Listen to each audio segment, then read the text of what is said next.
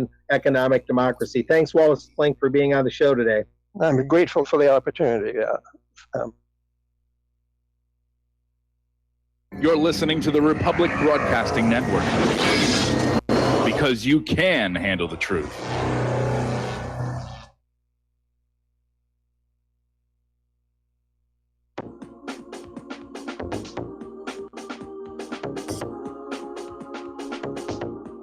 What Really Happened with your host, Mike Rivero. You're listening to the Republic Broadcasting Network, where you'll find out what the Fukushima's going on.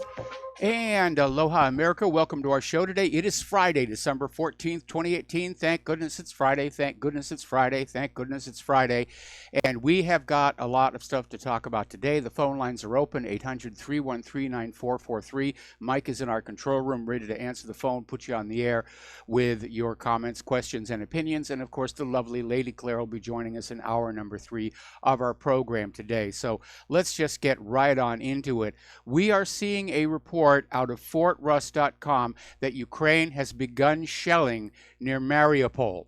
Now, Steve Lenman yesterday wrote an article basically saying that there was going to be some kind of a false flag, that there was going to be this metals work plant in Mariupol that was going to be blown up, releasing all kinds of ammonia, which would then be blamed on Donbass. But I guess they just decided, to heck with that. Nobody buys these false flags anymore.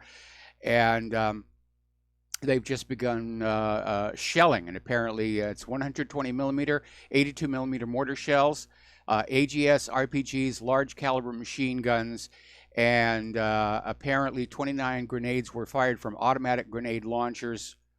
And so it looks like it's really on Ukraine's invasion of the Donbass. And of course, the big question is going to be, what, if anything, will Russia do?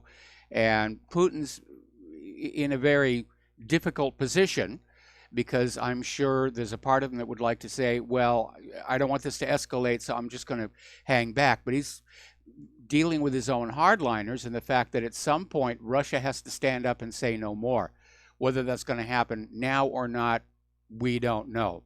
Meanwhile, getting back on over to Paris, France, a lot of people are wondering if Ayn Rand's prophecy is coming true, and saying that these riots were completely predictable and could be a precursor to what can happen in New York, Los Angeles, Chicago, or Seattle tomorrow, unless things change. And we're seeing a government that's completely out of skew, trillions for climate change, trillions for war, nothing to repair our roads, nothing to take care of our homeless veterans. And everybody's feeling the squeeze. And they have a wonderful analogy in this article, which came out of News with Views, saying if you squeeze a tomato hard enough, it will ooze out between your fingers, and Paris is oozing right now. And that's exactly what's happening. Another article, this one out of the American Conservative, the Yellow Vests versus the European Empire. And they're out there casting around for an explanation of what's going on, because even though Macron caved in on that one gas tax, the Yellow Vests are making more demands. It's spreading. It's all over the place. And of course, they're trying to blame Putin. Oh, this is all Putin. It's Vladimir Putin, because the French people love their taxes, and they love the open borders, and they love the refugees. Well, no, they're not getting a lot of traction with that one. So now, the new villain is Facebook, because the Yellow Vests are communicating almost entirely on small, decentralized Facebook pages. So that's the new villain. Mark Zuckerberg, he's behind this. He's behind the Yellow Vests, and it's rather ridiculous, because there have been revolutions before the days of social media, before the days of electricity, and they found ways to communicate. During the French Revolution back in the 1700s, they had printing presses. They printed up thousands and thousands of leaflets and pamphlets, and they would just get up on the rooftops and throw them into the street where people would pick them up. So it's ridiculous to blame Facebook for this. And Russian TV news has aired footage of the Yellow Vests being gassed by the police on the Champs-Élysées. And it gives you an idea of what these protesters are experiencing and what they're dealing with. And the French police are just out there, and they're using tear gas, they're using water cannons, they're using this new unknown chemical weapon, which apparently is some kind of a tranquilizer or renders unconscious just on skin contact. So they're out there using that one here. Story coming out of Sputnik News saying that the Yellow Vests are the outcome of the European Union's decade-long austerity measures. And austerity is a fancy word for you must make do with less so we can have more. You must make do with less so we can have more. You must make do with less so we can have more. And the French people are sick and tired of that. For that matter, so is the rest of Europe. So is the United States of America, the people here. We're tired of doing without while we see the elites live lives of royalty above us. Did you know Nancy Pelosi owns a vineyard out in California? She's the fourth richest Californian in Congress, and she's got her own vineyard. It's just amazing here. Anyway, there have been over 1,700 arrests so far. Now the French unions are taking to the streets calling for a day of action in Paris. And we're seeing a lot of cases where the French police don't want to interfere with the Yellow Vests. In fact, some of the police have been seen actually standing with them. We know that some of the other first responders are. This isn't the fault of Vladimir Putin, and it isn't the fault of Facebook. It's the fault of Emmanuel Macron and the European Union. The draconian controls the European Union has placed over the member states of the EU, not to mention the predations of that European Central Bank. We're going to do a shout out now to our on-air affiliates who are just now rejoining our network. Now, when Macron came on out with his little TV presentation, he tried to quell the Yellow Vest protest by vowing to increase minimum wage and cut some taxes. But he was playing to the people who were in the streets in the cities, and he ignored a rather large segment of the French population, the farmers. And raising the minimum wage and cutting taxes means nothing to farmers who are working 70 hours a week and living on slim budgets. And this is coming from their union head.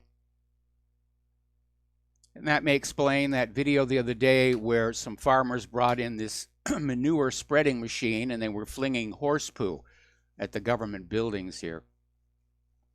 Meanwhile, Ben Swan is asking a very pointed question. The media continues to ignore the Yellow Vest protests. Why? Well, Ben, the answer is very simple. They don't want the American people to get bad ideas or double plus ungood ideas. If they see the Yellow Vests over in France actually getting the government to start capitulating to demands, why, who knows what might happen here in the United States of America? We could actually see democracy break out. And where would we all be then? So good for the French, and it looks like it's going to be another rowdy weekend over there in the City of Lights. Now, as you know, yesterday we finally had that hearing before the House Oversight Committee looking into the Clinton Foundation, and the Democrats put on a real show of trying to say, well, the Clintons are out of office. It's old news. It's history. And we should be looking at Trump. Let's look at the Trump Foundation and the Whitaker Foundation. That's what we should be looking at. But, of course, this hearing had been set up specifically for the Clinton Foundation. It was right there in the title. And the Democrats were grandstanding and trying to stall. But once these financial analysts got up and started testifying, the information came out was just devastating.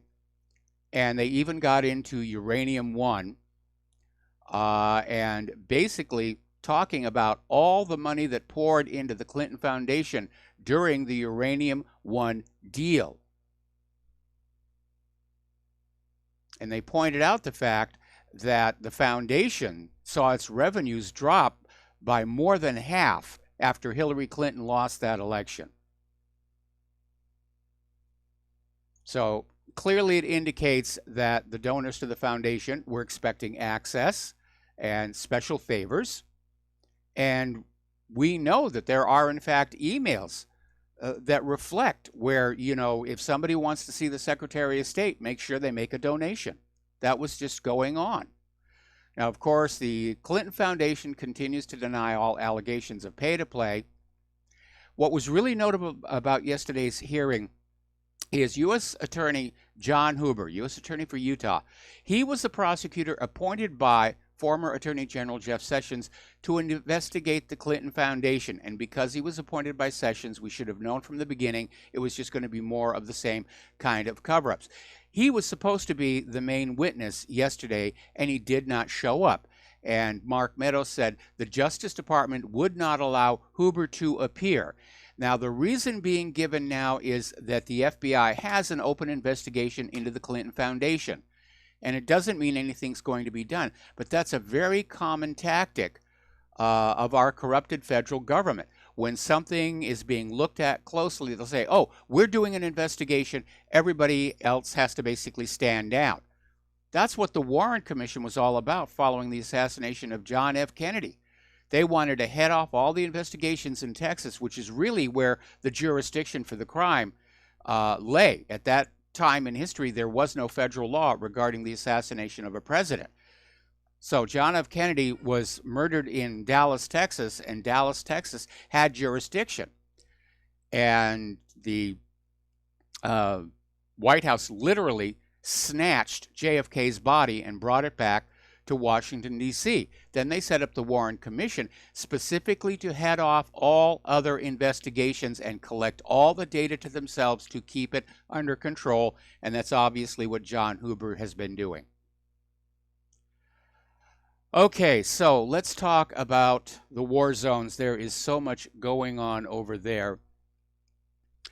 Russian forces have started a siege, that's how it's being described, of the U.S. base at Tanf.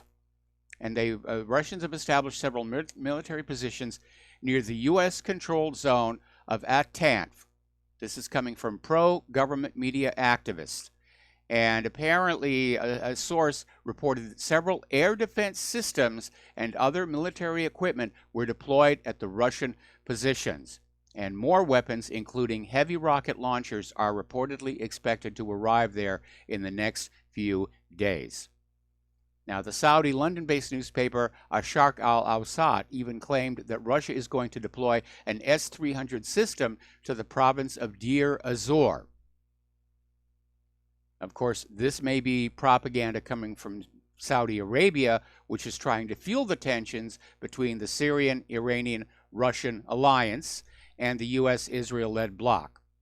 So everybody's out there. Truth is the first casualty of war.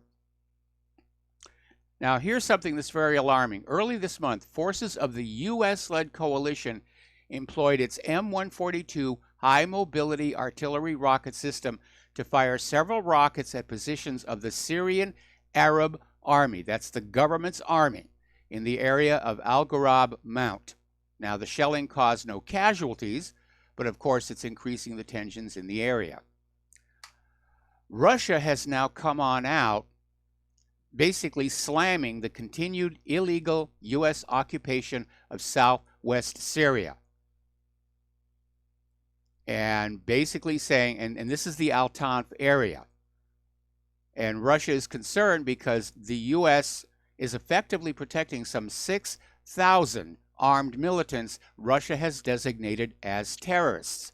So the head of Russia's National Defense Control Center, Colonel General Mikhail Mizintsev, called the U.S. occupied areas the last stronghold of evil, which continues to fester with the militants on the territory of the independent state. Now, the Pentagon has a somewhat different opinion. The Pentagon is taking the position that all of the illegally occupied Syrian areas now constitute U.S. territory. And that's basically the position. We occupy it. It's now U.S. territory. U.S. law applies. Syrian law does not apply. And saying everything here is subject to our will under our rules. Now, northern and southern parts of Syria territory are illegally occupied by U.S. forces who clearly intend to stay indefinitely. But what we're seeing on display here is hubris and arrogance, along with contempt for democracy, contempt for other nations' sovereignty, and the rule of law, which is exactly how hegemons operate.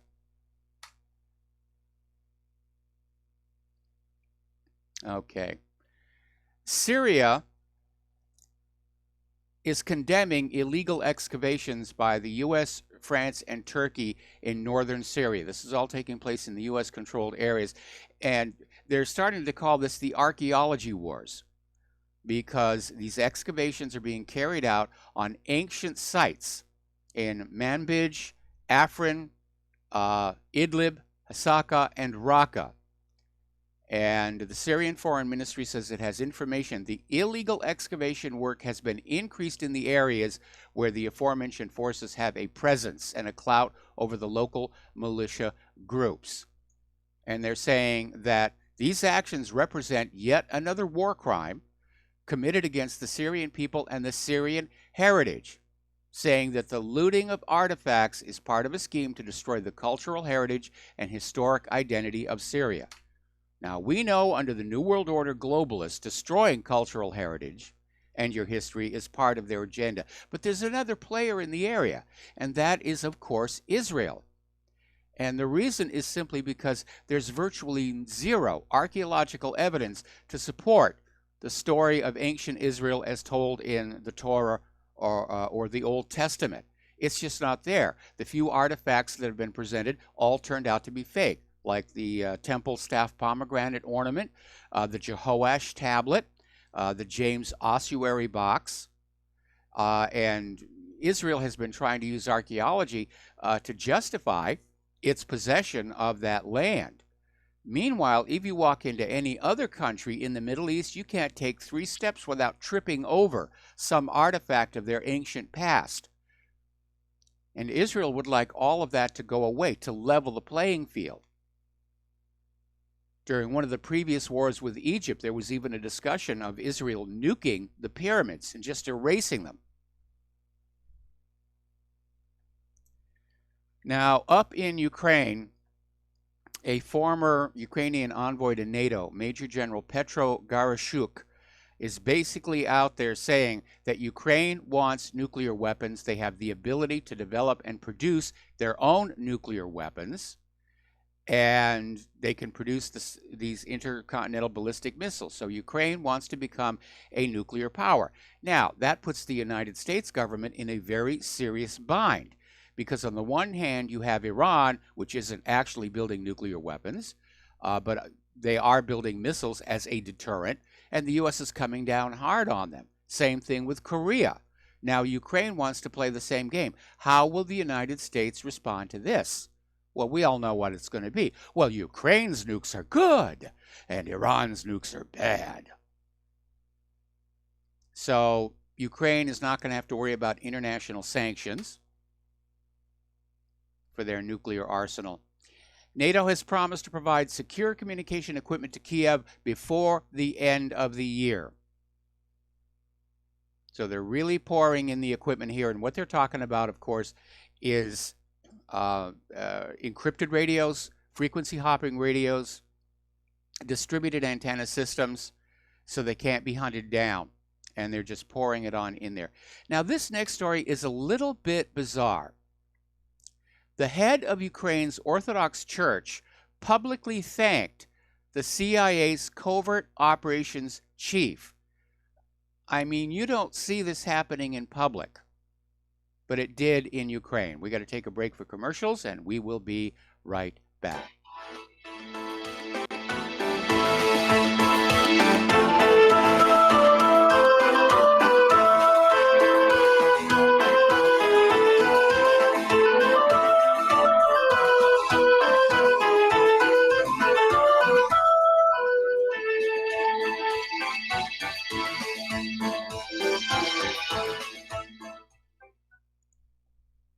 The First Amendment in the Bill of Rights limits the government's power by ensuring the freedom of speech and preserving the rights of the people. Every day that passes, our rights gradually slip away. It's time to take a stand and let the government know we're tired of losing our rights. LibertyStickers.com will allow you to express your rights and allow millions of people to see you stand up for what you believe in. LibertyStickers.com carries the largest selection of bumper stickers online, ranging from political to humorous, and is your #1 source for Ron Paul for President stickers. As always, you can find your favorite stickers that protest the war and the president.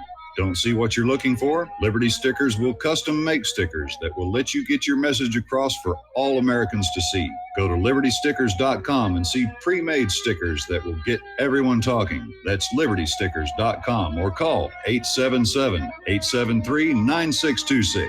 Liberty Stickers, the world's most dangerous stickers. Folks, we're living in a world the likes of which we've never perceived any clearer than we do now. The plan for global governance has been in the works for generations and would have likely been achieved by now, but for the fact that the globalists left open their Achilles heel. With all their tools, Federal Reserve System, fiat currency, no child left behind, and then Common Core education introduced to our schools to dumb us down, vaccines, pharmaceuticals to lobotomize us, GMO foods, insertion of compromised or bought and paid for politicians, judges, mainstream media propaganda, all pieced together like a puzzle designed to ultimately bring the world under submission. But with all their strategy, they forgot one thing: knowledge. And knowledge is power. With knowledge, their bombardment is nullified. Folks, with that, as brilliant and knowledgeable as you've become, among the wisest audience of any radio audience in the world, and you are, I want you to take a moment to reflect and ask yourself, how much of that knowledge did I obtain from Republic Broadcasting Network? How high has my consciousness been raised since I've been a listener? How fast am I now able to discriminate truth from fake news by being a Republic Broadcasting listener? How clear am I now able to see the world since I've been listening to RBN? Ask yourselves those questions, folks. Then ask yourself, what is that knowledge worth to me? Like my morning coffee, how would I survive without it? A voice of truth in a sea of lies. Do we not all need to make sure it survives? Like public broadcasting, we are now finding we can only survive with listener support. Censorship, advertisers being attacked, truth itself being attacked. It's the only way through this. We at Republic Broadcasting humbly ask you to become a supporter. Look at your budget and make a determination of what Republic Broadcasting is worth to you and what you can afford on a monthly basis. Go to republicbroadcasting.org and pledge 20, 30, 40, 50, if possible, 100 a month or more if it's affordable. Click the donate button and become a regular monthly donor. Assure both us and yourself that Republic Broadcasting truth will continue to flow like that morning coffee. The network thanks you. We will not go down in the night without a fight. You can burn up our mosques and our homes and our schools, but our spirit will never die. We will not go down in Gaza tonight. And aloha, America. Welcome back to our show here. And as you know, over the last few years, every time there's a Russian plane in international airspace that gets close to a Western country, the media just goes ballistic. Oh, my goodness, they're being aggressive. They're flying their bombers in international airspace. Forgetting, of course, that other nations do exactly the same thing, in fact, even to a higher degree. Because apparently for this year, 2018, Russia's anti-air defense forces detected and escorted about 3,000 foreign fighter aircraft, of which more than 1,000 were reconnaissance aircraft, basically out of their airspace. So, again, we're getting only one side of the story from the corporate media here. Alrighty, now, up in Kosovo, their parliament has voted to create their own army. And Russia, of course, is rather opposed to that. And TASS reported basically today, those who are behind Kosovo's daring and illegal act do not even need to guess. The only ones who supported the Kosovars are the United States. And yes, that was definitely true. What's really interesting, though, is that Serbia is threatening to send armed forces into Kosovo if they start to create an army. So let's just add one more flashpoint to a world getting ready to blow itself up over basically a lot of silliness here. All right, Mike Pompeo is up at the United Nations, and he's still frothing at the mouth about Iran and their missile testing, and missile proliferation is growing. And he was addressing the UN Security Council about Iranian missile proliferation. And, of course, he criticized the Iran nuclear deal, justified why Trump pulled out of it, urged the United Nations to restore a ban on ballistic missile testing by Iran, challenging the Security Council to get serious about this real risk from proliferation from the Iranian regime. Okay, Mike, what do you think Iran is going to do? Surrender all their possible weapons of deterrence and just wait to be invaded? Because the United States has played this game before. They'll go into a country and get them to surrender their weapons of deterrence with promises of security, and then they'll invade. They did it to Iraq. They did it to Syria. They're trying to do it to Iran. They're trying to do it to Korea, North Korea. And what was really ironic was Mike Pompeo made this bizarre comment about all the nations of the Middle East who all they want is peace and prosperity. Well, the only reason there isn't peace and prosperity in the Middle East is because the United States keeps bombing countries and destroying their economies. I mean, if you look at before and after pictures of Baghdad, before Desert Storm and as it is today, or any of these other areas, you will see that the reason they are not prosperous is because of the U.S. interventions here. Meanwhile, a former CIA officer, Philip Giraldi, is saying that the United States will resort to the use of force if Iran tries to block the Strait of Hormuz. And that really wasn't very hard to figure out that's what's going to happen. That's why the United States has sent that aircraft carrier group over there. Iran really has to understand that if they do try and close that strait, it basically will be the red carpet for the war that the United States wants. So we need some cooler heads to prevail over there, I think. Alrighty, the PCHR weekly report on Israeli human rights violations in the occupied Palestinian territory for this past week. Israeli forces continue to use lethal force against the peaceful protests for the Great March of Return along the Gaza Strip borders.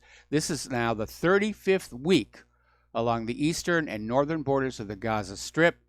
And the Israeli forces also continue to use armed force as well during the incursions into the West Bank. And over in the West Bank, the Israeli forces killed a Palestinian civilian in southern Hebron, wounded 29 others, including 4 children, in separate shooting incidents. In the Gaza Strip, the Israeli forces wounded 93 civilians, including 23 children, 2 women, 2 journalists, and 2 paramedics. So, apparently on December 11th, Israeli forces killed a Palestinian civilian from Ethna village, west of Hebron, by opening fire at his vehicle. He was taken by ambulance to the hospital in Hebron, where he shortly thereafter died. It's the same context. Israeli forces during the reporting period. No, that's a repeat of the previous paragraph here. Basically, Israel is claiming that the Palestinian in the car was trying to run them down. Witnesses are saying, no, he posed no threat. All right, we're going to take another break for commercials. We'll be right back after these few words.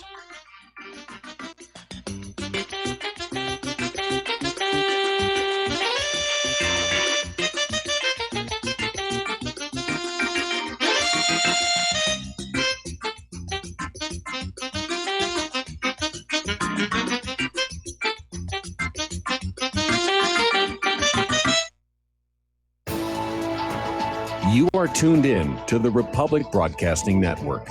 Visit our website by going to republicbroadcasting.org.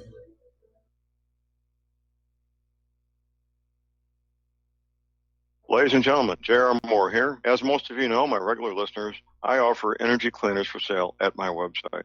If you don't have a clue what I'm talking about, go to my website, thelibertyman.com. Educate yourself about these marvelous healing devices.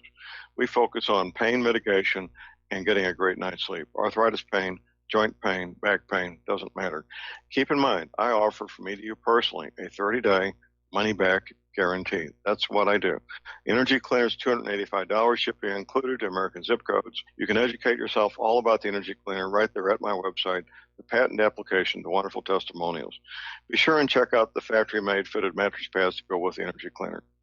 Now, I offer from me to you personally a 30-day money-back guarantee. That's what I do. I have a toll-free order line, or you can order it right at my website at thelibertyman.com. The toll-free order line is 800-592-9543. I say again, 800-592-9543. Thank you. This is too good to be true, except this time it is real. 100%. No joke. How about a $25,000 membership to Front Sight Firearms Training Facility as a thank you bonus for a one-time donation to RBN of only $400? It is a Commander lifetime membership with no yearly fees or dues. The training is free for the rest of your life with over 50 different classes. Then leave it to your designated beneficiary. You provide the approved firearm, holster, ammo, eye, and ear protection. Many features and bonuses are included, more than you would ever expect or believe. This is the ultimate graduation present, wedding gift, etc., etc. See the details. Go to RBN's webpage and frontsight.com to make it happen. You will hear this offer only on this radio network. Help keep RBN alive. Tell 5. Without the right accessories, any guy can be off the mark. Whether you've invested thousands in your arsenal or you own a single trusted firearm, a visit to AROutfitting.com is in order. It's one of the finest online selections of tactical optics and AR parts and add-ons, like EOTech, quick target acquisition with no peripheral loss. Browse the full range of Nikon scopes and binoculars. AROutfitting.com can illuminate your world with Streamlight gun-mounted lights from keychain to large handhelds up to 1,100 lumens. Find some stability with Battenfield Tactical Bipods. AROutfitting.com has CMMG gun parts, barrels, assemblies, handguards, part kits, and more. Plus mag-full clips and magazines. I know I've got you excited, so take a breath. Head to AROutfitting.com. The site's super easy to navigate and features a ton of technical info, including links to manuals. We also welcome vendor and manufacturer inquiries. Remember, if you don't see it, we can get it at AROutfitting.com.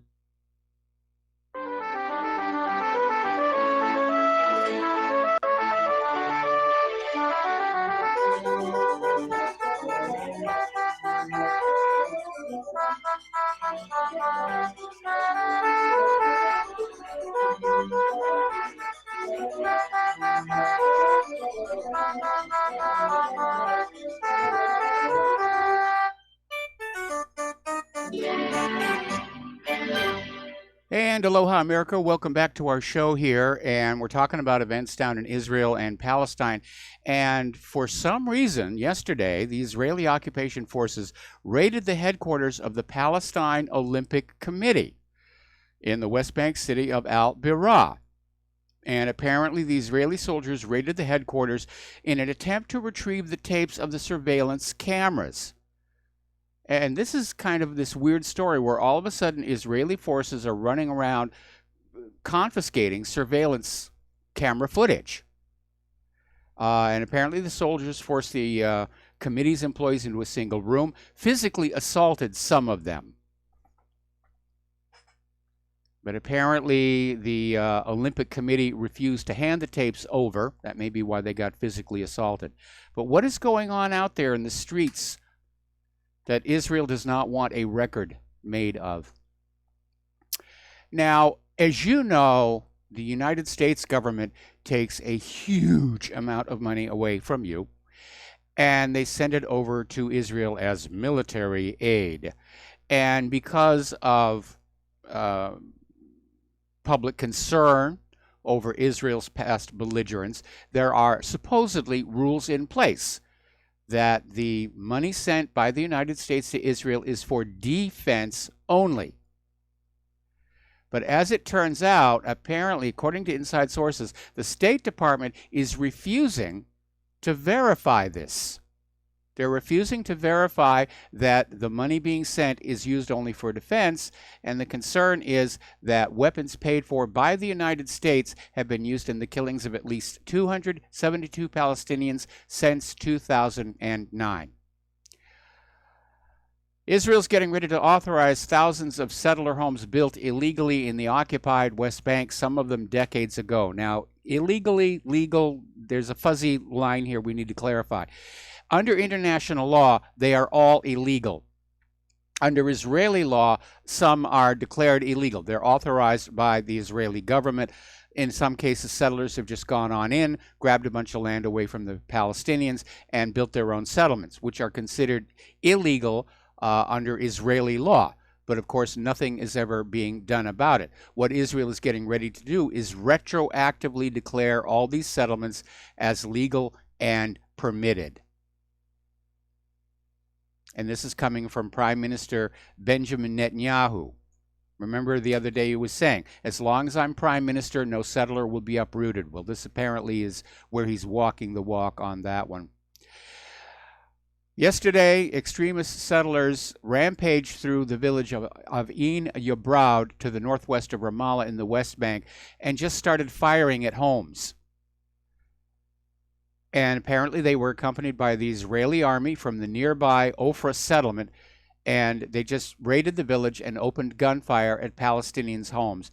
And the settlers remained in the village until the local citizens were able to basically drive them off and push them back. Meanwhile, settlers from Yitzhar settlement, south of Nablus, attacked a home in the village of Burin and burned it to the ground along with a car that was parked outside.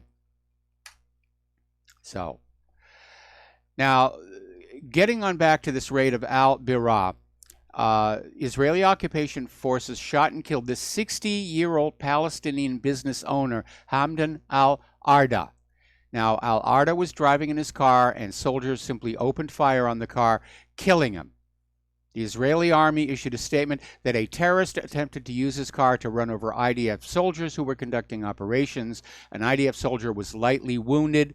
Security forces at the scene responded with gunfire and neutralized the terrorist. That's the new polite word for killing somebody. But eyewitnesses, the man's relatives, and even Israeli sources are saying, no, this one does not pass the smell test. They just hauled off and killed this guy for the heck of killing this guy. Here in the United States, as you know, Israel's activists on college campuses are losing traction. They're out there pushing pro-Israel, anti-Palestine, and they're not getting a lot of traction on that. So it looks like they're going to re-up it, and they want to push to purge all U.S. college campuses of any critics. We can't convince them. Let's get rid of it. And what we're seeing, of course, is U.S. public recognition that Israel is suppressing the rights of Palestinians. It's a legitimate human rights concerns. And we're seeing students on college campuses across the country are calling on their universities to divest from companies that do business in Israel, specifically the West Bank, the illegal settlements. Newly elected members of the United States Congress are saying what was once unsayable, that maybe it's time for the United States to question its unqualified diplomatic and financial support for Israel. They may be our closest ally in the Middle East, but it should be held to the same human rights scrutiny applied to other nations around the globe. The New York Times actually published a column arguing that criticism of ethno-nationalism in Israel isn't necessarily anti-Semitic. So they're finally getting away from this idea that all criticism of Israel is anti-Semitism, which was nonsensical to begin with. That's like saying that the only reason people complain about the Nazis is they hate the German people. It's the behavior that's the issue. It's the actions that's the issue. It's not their ethnicity. It's not their religion. It's not their clothing. It's not their social custom. It is how they behave. How the government of Israel behaves is what is at issue. Now, as you know, New York University legislature voted to ditch investment in the Israeli occupation, and it was a rather large margin of victory, and basically said, we want to divest from corporations that profit from Israel's violations of Palestinian rights. But NYU's administration, they rejected it. They're determined to keep investing in firms that supply Israel with weapons. So I guess New York University's administration wants to teach those students that democracy is dead, that they can vote all they want and nothing is going to happen. Might as well get used to it now, kiddies. You live in the United States of America here. But the reality is, according to this article in Foreign Policy, Americans are increasingly critical of Israel. New polling is showing the U.S. public views on Israel's policies are shifting away. And apparently one of the catalysts for that was the firing of Professor Mark Lamont Hill as a CNN contributor for simply going to a United Nations event commemorating the International Day of Solidarity with the Palestinian people and saying the Palestinians deserve their human rights. And so Israel's supporters immediately called up CNN and said, you will fire him. And CNN said, yes, massa, yes, massa, yes, massa, we will fire him. They also went to Temple University, which is his main job as a professor. To their credit, Temple University refused, and he's still a professor there. But the more Israel is doing, the more oppressive they become, the more abusive they become of our First Amendment, the more Americans are saying, no, this is not what we are supposed to be in this country. We're supposed to be a nation with a Bill of Rights, including that First Amendment, which gives us the right to peacefully protest the actions of Israel's government, both in Israel and right here in the United States of America.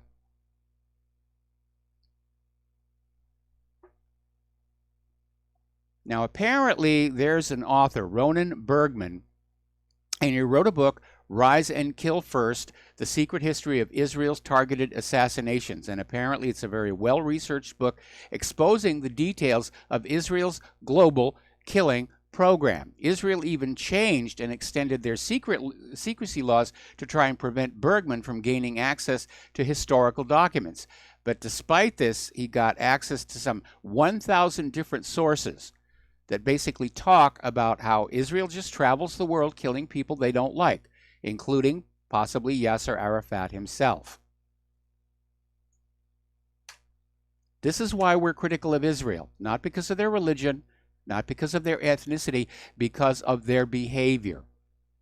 Running around the world murdering people. That's a bad thing. Take it from me, that is a bad thing.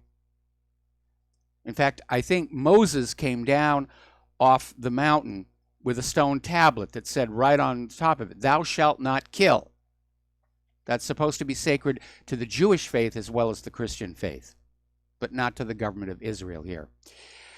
Well, Israel is already getting ready to try and win over newly elected members of Congress, and they're setting them up for their free trip to Israel. And 6 newly elected House members are now on a 5-day visit to Israel, along with a delegation of Northern California progressive leaders. They're on a week-long trip. Tara Setmeyer from CNN just returned from such a trip, and a delegation of Southern California progressive leaders returned from their trip earlier this month. Now, I'm sure the trip is very impressive. They get to see Israel. They get to see the antiquities. They get propagandized a lot. Maybe they get set up with a honey trap and videotaped to make them reliable in the future. But apparently, some of the people who went were Tim Burchett, Republican of Tennessee; Dan Crenshaw, Republican, Texas; Susie Lee, Denver, Nevada; Elaine Goodman Lauria, Democrat, Virginia. I'm sorry, that was Democrat, Nevada. Denver, it's all over the place. Denver Riggleman, who's a Republican from Virginia, and David Trone, Democrat from Maryland. The California participants are County Supervisors John Gioia and Joe Simeon, California Democratic Party Executive Committee member Andrea Beth Damsky, and unknown others whose names are being withheld. So Israel loves to do those trips. They do them for students. They do them for politicians. And apparently they come back from these trips just saying, oh, Israel, how I will worship thee. Down in Yemen, there's good news, there's bad news. The good news is there's a ceasefire now in place in Hodeidah, and peace talks are continuing. The bad news is the humanitarian disaster is continuing. Part of this new ceasefire deal includes the opening of humanitarian corridors, so the United Nations and others can start getting food in there, but it's going to take a while to get it out there to some of the more remote regions. And according to aid groups, it has gotten so bad, mothers are being forced to choose which of their children will starve to death and which they will save. That's how bad it is. In other news, the Pentagon has corrected their so-called accounting error, which resulted in you paying for refueling Saudi and UAE jets that were bombing Yemen. And they've sent a bill, $331 million, which I'm sure Saudi Arabia and the UAE are well able to pay.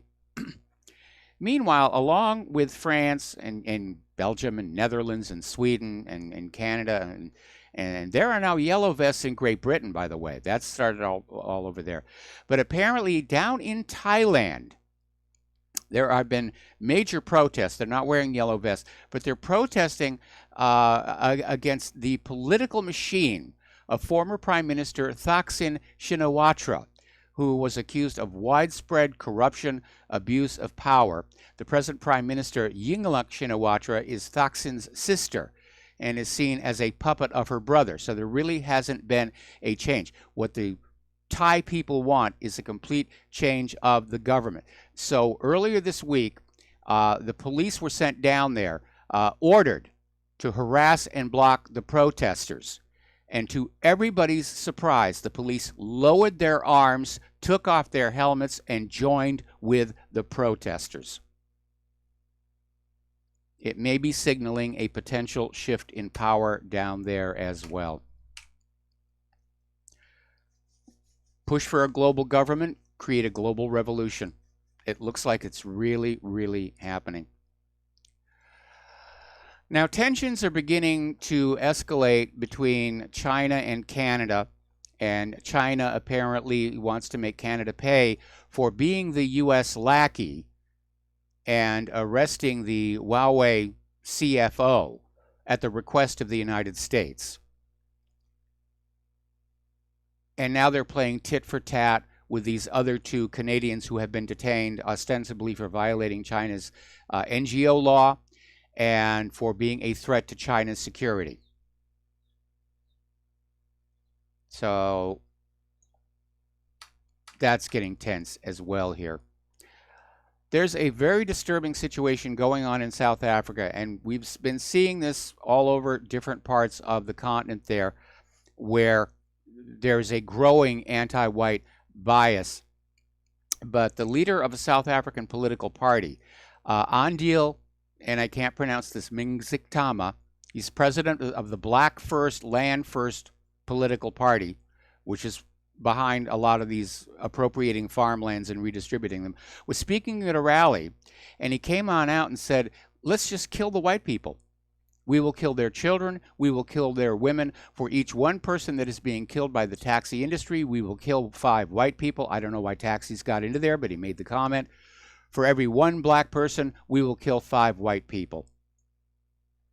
And don't think it couldn't happen here, because there's this huge, huge anti-white sentiment that's being fanned up in the United States. Ann Coulter had an interesting comment about it, saying that apparently Jewish people who do not see themselves as white are fully on board with this anti-white hysteria now, which is weird because most of them are descended from the Khazars of Central Asia, and they actually do have very pale skin. When I was married to my first wife, I mean, I'd put my arm up against hers. I have much darker skin than she does. Now, National Security Advisor John Bolton is unveiling Donald Trump's Africa strategy on Thursday. We haven't messed up enough of the world. We're going to go into Africa. And Bolton came on out accusing Russia and China of interfering with the U.S. military in Africa. Because by golly, if there's anyone who's going to interfere in Africa, it will be the good old USA. This appears to be John Bolton's attitude. But he's accusing Russia and China of what he describes as predatory practices that interfere with the American military operations and pose a significant threat to America's homeland security interests. We're going to take another break for commercials, and we will be right back.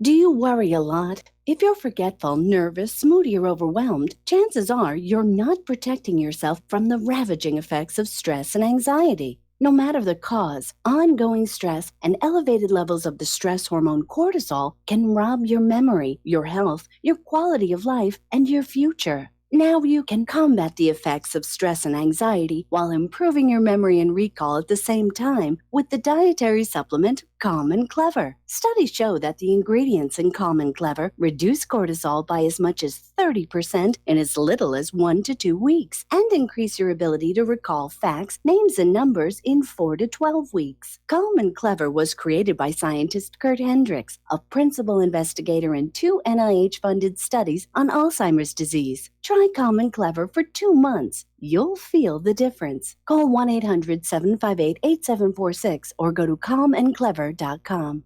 Corporate media dominates the American opinion. Finding independent voices that counter this avalanche is becoming increasingly difficult. With the endless corruption running rampant throughout our government, independent voices are needed more than ever to battle the offensive against our freedoms and liberties. As a listener of RBN, no one understands this concept better than you. Now it's up to you to do your part. The time has come for you to take action and begin broadcasting the truth to hundreds or thousands of people every month. Sound impossible? Quite the contrary. With pointed slogans from LibertyStickers.com, you can reach countless sleeping Americans unaware that they live in a real-life wonderland. LibertyStickers.com has a huge inventory of political bumper stickers and messages that reflect the truth about our government, our politicians, and the future of America. With so many in stock, there's one perfect for you. Visit us today at LibertyStickers.com. Again, that's LibertyStickers.com. Do your part. Your voice is important. Let it be heard. Many people write about their experience with Extendivite. Allow me to read you a few from Amazon.com. My wife and I both use Extendivite and are very pleased with the results. It has helped to stabilize our blood pressure and to make both of us feel healthier. Good product and good buy. So far, so good. I've been taking Extendivite 3 times a day, only a short while now, but already I've noticed the circulation in my hands and feet improving. They tingle. I like the idea of taking something herbal rather than pills. I take Extendivite 3 times a day, every day. I think this supplement has helped with my increased fitness regime and to lower my blood pressure. Tell us your story. Get Extendivite today. Call 1-877-928-8822 or visit heartdrop.com. Extend your life with Extendivite.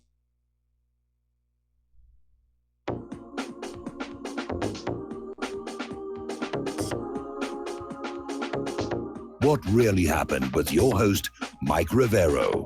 Visit us online at whatreallyhappened.com. Here is your host, Michael Rivero. And aloha, America. Welcome back to our show here. We're talking about events down in Africa. And experts,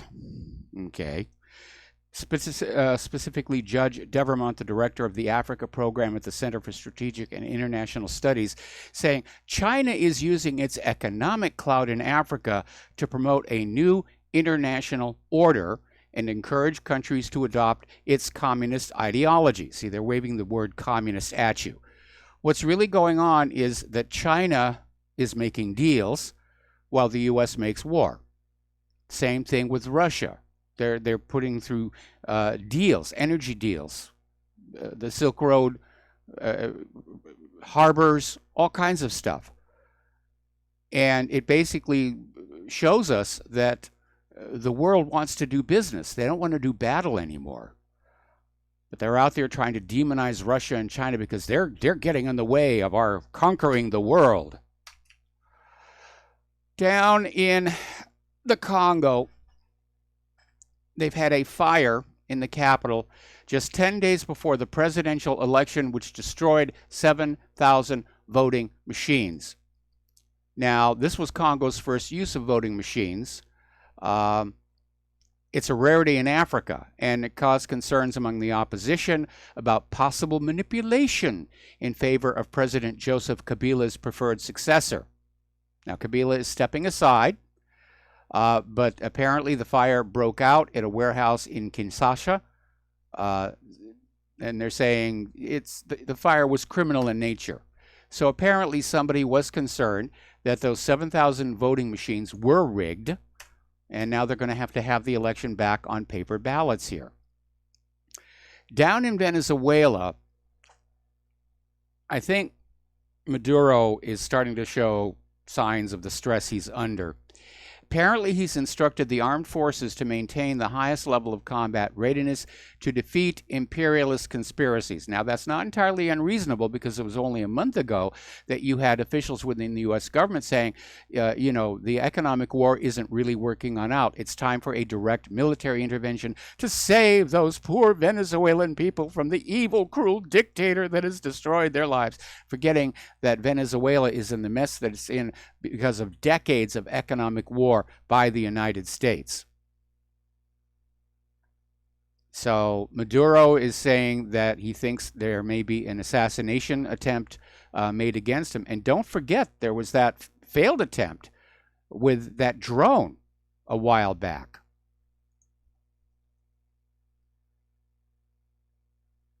So this is how the U.S. operates. Meanwhile, the Venezuelan people, things have gotten so bad. They're now saying that they regret going along with the gun ban because they're feeling that right now that the Venezuelan government is declaring war on what is essentially a disarmed population. Yeah, that's what tyrants do.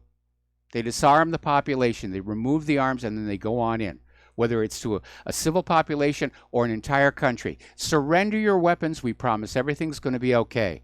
And then, of course, it's not okay at all. All right, there's the music. We're going to take a break for station identification. We'll be right back after these few words. Got some callers, Mike. I don't know if your messages are getting through.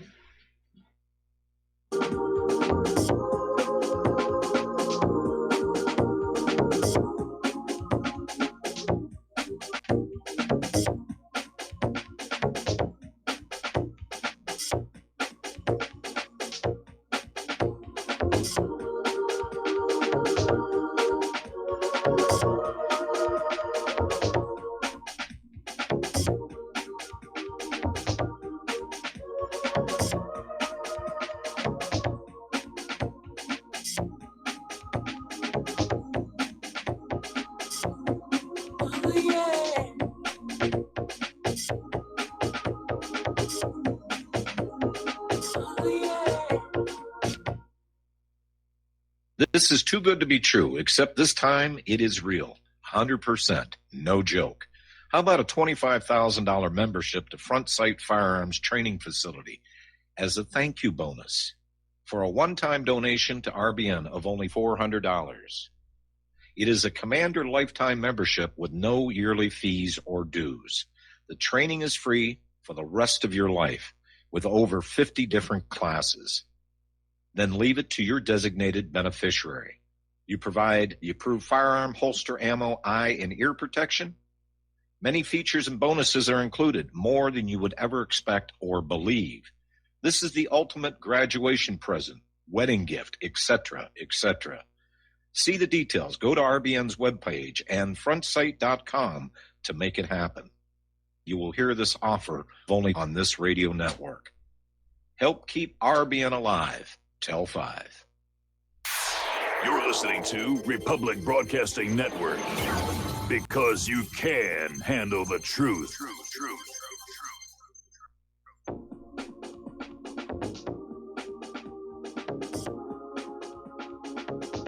What really happened with your host, Mike Rivero. The history the government hopes you never learn. Here is your host, Michael Rivero. And aloha, America. Welcome back to our show, hour number 2. And the phone lines are open, 800-313-9443. We're going to go ahead and take some phone calls, starting with Mateus in Canada. Mateus, sorry to keep you waiting so long. We had a little technical glitch where I wasn't getting my text messages.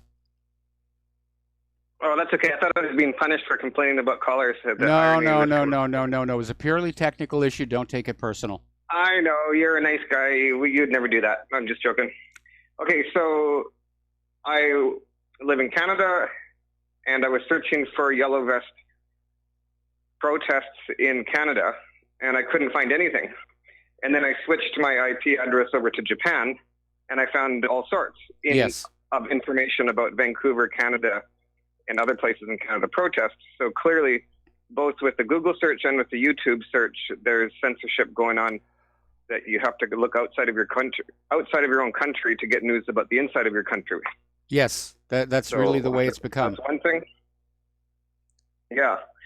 And a few days ago, you were talking about how there was that yelling match with Trump and some other people, and someone was calling him Pinocchio. Remember that? Yeah, that was Pelosi and Schumer. Okay. So I just want to share with you my amazing insight on that, is that they were calling him Pinocchio not because of the lying nose, but because he's a string puppet. I think both could apply. Yeah, both could apply. And, you just have to look at the people, what the common denominator is of the people around him that are pulling the strings. And, like you said before, if you want to find out who you're controlled by, who is it that you can't name? So I'm not going to name any names. Oh, sorry, I got to sneeze. Excuse me. And finally, if you like, okay, well, can I have permission to tell you I made a Christmas joke for you? Real quick, yes. Okay, what kind of wood does Santa Claus use to make his lumps of coal? I have no idea. Knotty pine. Okay. That makes good. I like that one. I like that one a lot. Hey, can I do one last real comment? Yes. Okay, Biden, which is kind of known to be a suspected sexual deviant. Yes. He seems to be lacking some sort of control over his thoughts, where he says what he's thinking, and it gets really awkward for him. And so there's this famous little YouTube video where there's Biden and Sessions, and there's a little girl, like about 3 years old, and then Biden's looking at this girl, then he bends over to go and do something like touch her or whisper something into her ear or something creepy, and then Sessions slaps Biden's hand back. Yes. So I just want everyone to really ponder this for a second, of what, like, really interpret what that means. Okay, now think of it this way. If you're Sessions and you don't know that this other guy is a pedophile, maybe, you would never assault an ex-vice president by slapping his hand. There'd be no reason to. But if you know that this guy's a sexual deviant, and you know the reason that Biden's hand is going out is because he just can't help himself but to go and start molesting a little girl, that's why you would slap the hand back. So Sessions knows. Now if Sessions knows, why isn't he saying anything? Well, this is how they're controlling Sessions. And it goes back to this whole thing where you can't rise up to that level unless you're controllable. And in the past, it was enough to cheat on your wife. Nowadays, you have to basically have murdered somebody or be a pedophile or something similar to that. So everyone just look at that video again. When Biden's hand comes towards the girl, Sessions slaps it back, and everybody ignores that. They both knew exactly that that's cool. Anyways, that was a little bit less funny than my comment before. So yeah, I prefer the Naughty Pine situation here.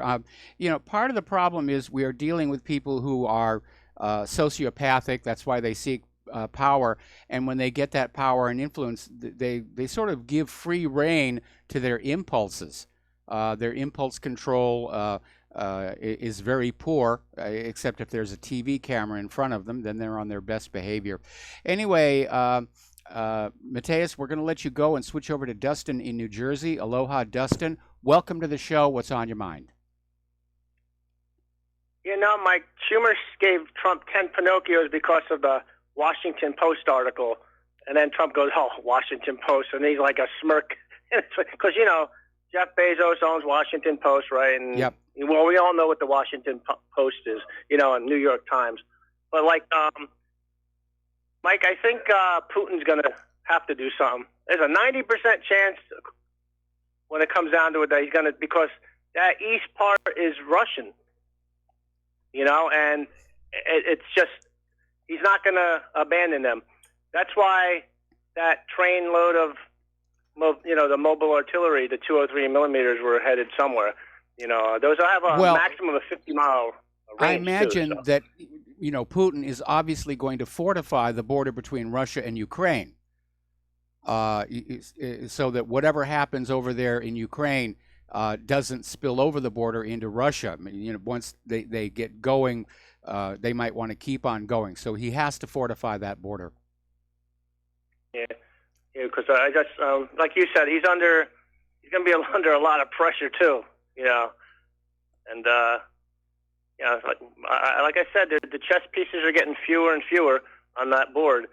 You know, and you know, Mike, this also, when you got France on fire, right? You had the yellow vest, and you got Britain with Theresa May with the Brexit, and you got, you know, what's going on here.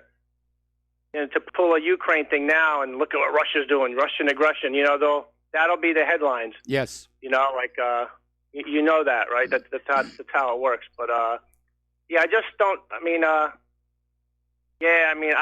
Ukraine's a real, man, I mean, if he does decide to go in, he's going to have to just keep within that eastern part, or maybe, like Mark says, the Nip River, you know, like, but not further than that. But I know they're moving tanks to Ukrainian. I don't know if you heard that. They're moving like a amount of, I don't know how many, but there's an amount of tanks moving too, not just artillery now. Yeah, I heard that. So, yeah, but Mike, one last thing with, was it Pompeo or Bolton? That was debt colonization, they said. I'm like, wait a minute. France, Britain, the United States is all about debt colonization. So I don't, you know why? Because China is ready in Africa, like you said. They already built railroads, airports, brand new highways. Yes. And the United States is not building anything over there but the military bases to hunker down. That's it. They're not building up no infrastructure. So if you build up people's infrastructure, they tend to go with the people that build up your infrastructure, which is the Chinese. Yes. So that's how I look at that. All right, Mike, that's all I have to say. Have a good show. All right, thanks an awful lot. We're going to let you go. We're going to do a shout-out to our on-air affiliates who are just now rejoining the network. And we'll clear our little phone log there. All right, now, over at the White House, as you know, White House Chief of Staff John Kelly is stepping down end of the month, and Donald Trump is trying to find a replacement. And he's gone through a couple of choices. Mark Meadows was considered, rejected. Apparently, some of the other people Trump really wanted to come on in have declined. And so now Trump is making what I think is a horrendous mistake that apparently, according to this article coming out of Huffington Post, Trump is considering his own son-in-law, Jared Kushner, to be the White House Chief of Staff. And you just know that the liberal corporate media is going to be screaming nepotism, nepotism, nepotism, nepotism. And apparently Kushner has actually been actively campaigning to be Chief of Staff, citing his work on the criminal justice reform package. And he's claiming he's got an ability to work with Democrats. But apparently the Huffington Post called out over to the White House, and the White House did not respond. I think it would be a bad move. I think it would be a very, very bad move here. All righty. We're looking at all these little investigations that are going on around here. And Michael Cohen is out there saying that Donald Trump made him do it. We're not sure what it is. And whether or not it was even illegal. Hush money, you know, to these women that Trump had affairs with, because as I understand it, it was handled the way a publisher would. We wish to buy the exclusive rights to your story. Here's the check. You sign this contract saying you will never talk about this again. And then you put the rights up on a shelf and you never publish. And that has happened quite a few times to keep certain stories out of the media. It's not actually illegal. But looking back at Cohen, his past is not all that lily white. And apparently, when he became, I mean, years before he met Trump, he was a personal injury lawyer, okay, otherwise known as an ambulance chaser. And he represented people in Brooklyn who filed very dubious personal injury claims resulting from suspected car accidents. And this was a hustle that was so common in the Brighton Beach section that detectives took to calling a specific apartment building where this all seemed to happen No Fault Towers, a reference to the British comedy Fawlty Towers. Cohen's law practice had also included cashing a $350,000 check made out to him by a Russian hockey player and extortion victim and intended for the girlfriend of an alleged Russian mobster. And apparently this all became the subject of a lawsuit. Now, Robert Mueller has announced, because he doesn't want to go on out and try and find a new job in the current job climate, starting in next year, he's going to expand the election meddling probe to other nations, primarily in the Mideast, which I think is telegraphing the fact that he never did find anything about Russian meddling, which was that whole big deal. But now he wants to go on out and see if Saudi Arabia was seeking to meddle in the elections and Qatar was meddling. And according to the Daily Beast, Mueller's prosecutors will expose Middle Eastern nations' attempts to sway the U.S. politics in early 2019. Now, the reality is all nations try and influence other nations. The United States does it all the time. Election rigging has been a big part of the CIA's toolkit, going back at least to the end of World War II here. Little comment about Robert Mueller, though. And this is one of those things that is documented, but nobody wants to talk about it. And the story came out of basically that Robert Mueller's special counsel's office, after they reviewed Peter Strzok's text messages from his tenure at the FBI, they were erased. According to a new Inspector General's report, the Mueller team is specifically responsible for scrubbing of Peter Strzok's phone. That's obstruction of justice right there. Now, Christopher Steele, who wrote that Democrat-financed anti-Trump dossier, which turned out to be a complete work of fiction, has said in a court case that he was hired by a Democratic law firm in preparation for Hillary Clinton challenging the results of the 2016 presidential election. That was what lay behind all this stuff about Russian meddling and Russian interference and Russian this and Russian that. Hillary Clinton actually apparently was seriously considering challenging the election. And I'm sure a lot of people impressed on her that that could lead to a constitutional crisis, if not rioting in the streets here. But Christopher Steele said the law firm Perkins Coie wanted to be in a position to contest the results based on the evidence he unearthed on the Trump campaign conspiring with Moscow on election interference. And of course, nothing was really there here.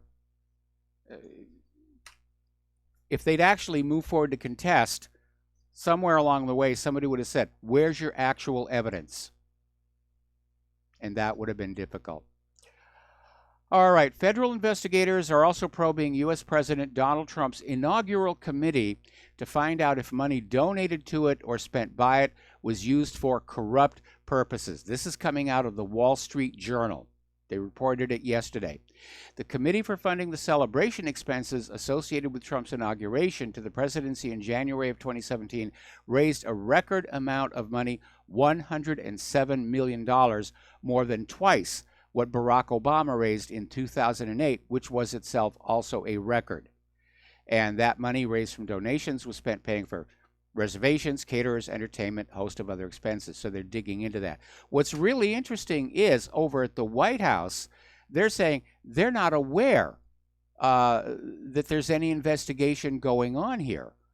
The Wall Street Journal said that prosecutors have sought documents related to one person's donation, but they haven't asked the inaugural committee for records, nor has the committee been contacted by prosecutors. So the Wall Street Journal, this may be fake news. Now, another story is out here, and this one's a little bit more serious. Federal prosecutors are reportedly looking into whether some of the top donors to Trump's 2017 inauguration gave money in exchange for access to administration. Again, as the coughing lady was saying at yesterday's House Oversight Committee hearing, donors to her campaigns expect that if she wins, they will have access. That's just normal. What makes this very complex is the claim is that there are Middle Eastern countries like Qatar, Saudi Arabia, and the United Arab Emirates which filtered donations to Trump using straw donors, basically a rerun of the Chinagate scandal from 1996. And if, in fact, this turns out to be true, that is a very, very serious situation. Because Donald Trump can take all the donations he wants from people here in the United States of America, but if it turns out it originated somewhere else, that's a violation of laws. Now, earlier in the week, I was just scratching my head and saying, why are they still after Donald Trump as hard as they can? He's given them almost everything they wanted. And Larry Klayman basically came on out with what I think is a good explanation. The Democrats want to impeach Donald Trump just so that they can say he was impeached going into the 2020 presidential election. I'm sure they don't want to run against him in 2020, but there are a lot of other Republicans who make credible candidates at this point. But the Democrats, they just want to be able to say, Donald Trump was that GOP president, he was impeached. You need to vote Democrat here.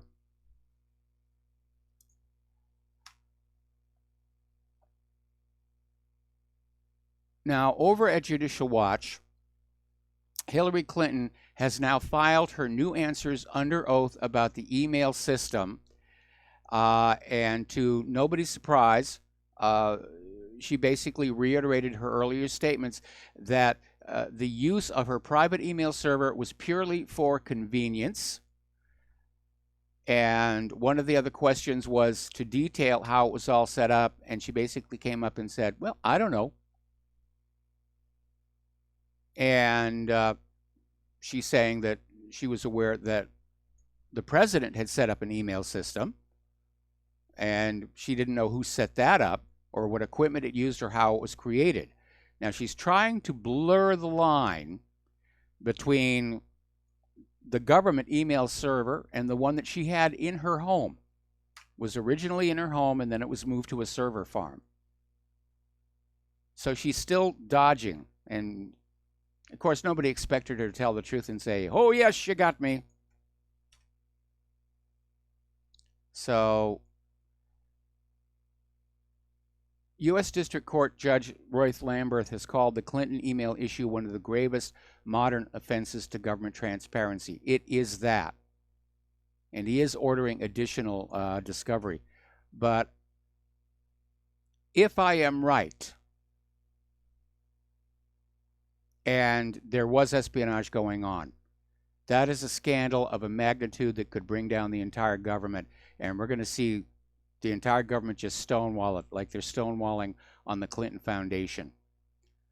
But Tom Fitton is basically saying that Hillary Clinton's assertion that she used a separate email system as a matter of convenience is simply not credible. Remember when she said she only wanted to carry one device around and then somebody photographed her with three? Her government-issued BlackBerry, her iPhone, and her iPad. All right, we're going to take a break for commercials, and we will be right back.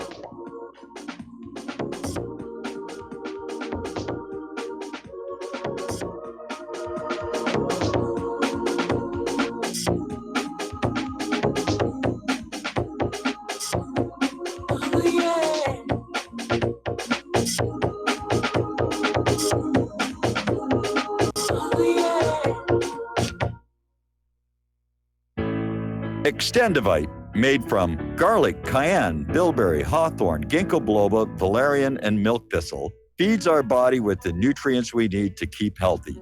Just listen to what Arthur had to say. I was just calling to tell you what a great product you have. I had used this about 10 years ago after I had congestive heart failure. And it fixed me up and got me going for the last 10 years. Lately, I've been having heart trouble again, so I placed another order because this was the only thing that ever worked. I just wanted to let you know that you have a great product. Thank you very much. Tell us your story. Get Extendivite today. Call 1-877-928-8822 or visit heartdrop.com. Extend your life with Extendovite. Attention RBN listeners. Dr. Ignatius Piazza, founder of Front Sight Firearms Training, and Fate have come together to allow RBN to run another fundraiser till the end of the year. We didn't really expect this opportunity, but thankfully it's here and running as you hear this. We've set a goal of 500 donations by the end of the year, which averages around 6 per day, 7 days a week. When you realize all the folks listening to RBN all hours of the day and night, we think our goal is realistic and extremely critical to keep RBN on the air. If everybody listening will seriously assess their ability with firearms and then take advantage of this opportunity, we feel our goal is very conservative. Please take the time to look over Front Sight's website to get an idea of an amazing facility and the world-class training that's going on there. If this interests you, you likely will have like-minded friends that would like to know. Tell them. If for some reason some listeners are not personally interested, consider sons and daughters, close friends, nieces or nephews, top valued employees, inform club members, share the opportunity with police and fire departments. It's not too early to plan Christmas presents for special people. This fundraiser has come at an extremely critical time for RBN because the dire need for equipment upgrades. We're running on the spare tire currently with no money to fix a flat, and the fuel gauge is bouncing on E. This is one of the most valuable ways you can help RBN financially because you get Commander lifetime membership value that is 50 times your donation and can be passed on forever. How many times during life do you get to leave a legacy? See more details and contact info on our webpage, republicbroadcasting.org, and thank you. When all this twisted steel was swept away, did these remaining holes reveal what's really happened? And aloha, America. Welcome back to our show. And I guess Jared Kushner is out. The White House has just announced Mike Mulvaney will be the next White House Chief of Staff. And maybe those early reports of Kushner being under consideration came from Kushner himself trying to sort of force the issue, which has been known to happen in the past. All right, we're going to take a phone call now from Mark in North Carolina. Aloha, Mark. Welcome to the show. What's on your mind? How you doing, Mike? Well, one of the things you just answered my question. I was going to say he gets Kushner, and that'd probably be one of the worst. That might be the end of his presidency. I mean, I think that would finish him as far as being able to, but that's good. At least I think Mulvaney is a lot better, certainly, than Kushner. Kushner could be would actually make a better chief of staff for Benjamin Netanyahu, you know? Yeah, I think he already is. The House, yeah. But yeah, but anyway, I just got a couple of questions I wanted to ask you.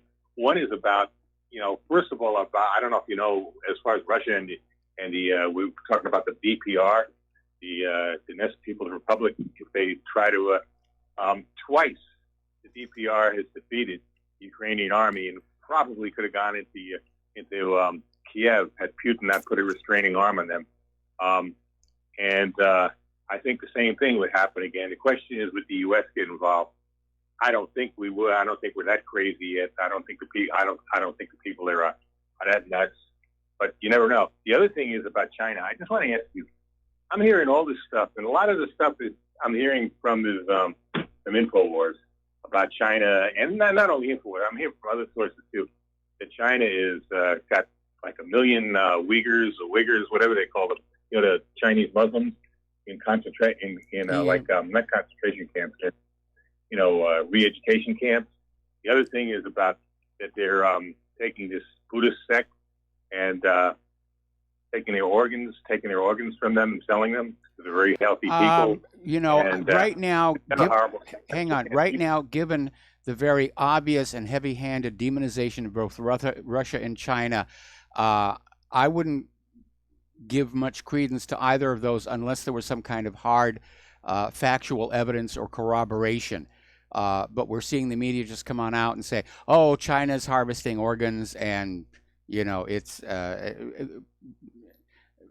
I understand that the laws in China allow organs to be harvested under certain conditions, but the same is true here in the United States of America. Okay, but you don't think they're forcibly taking people's organs? In other words, you think that's That sounds to me like gratuitous China bashing. I mean, I looking at the birth-death numbers in China, I think there's going to be more than an adequate supply of raw material, as it were. This sounds to me like more, how horrible China. We've got to hate China, and we have to be very, very careful about that.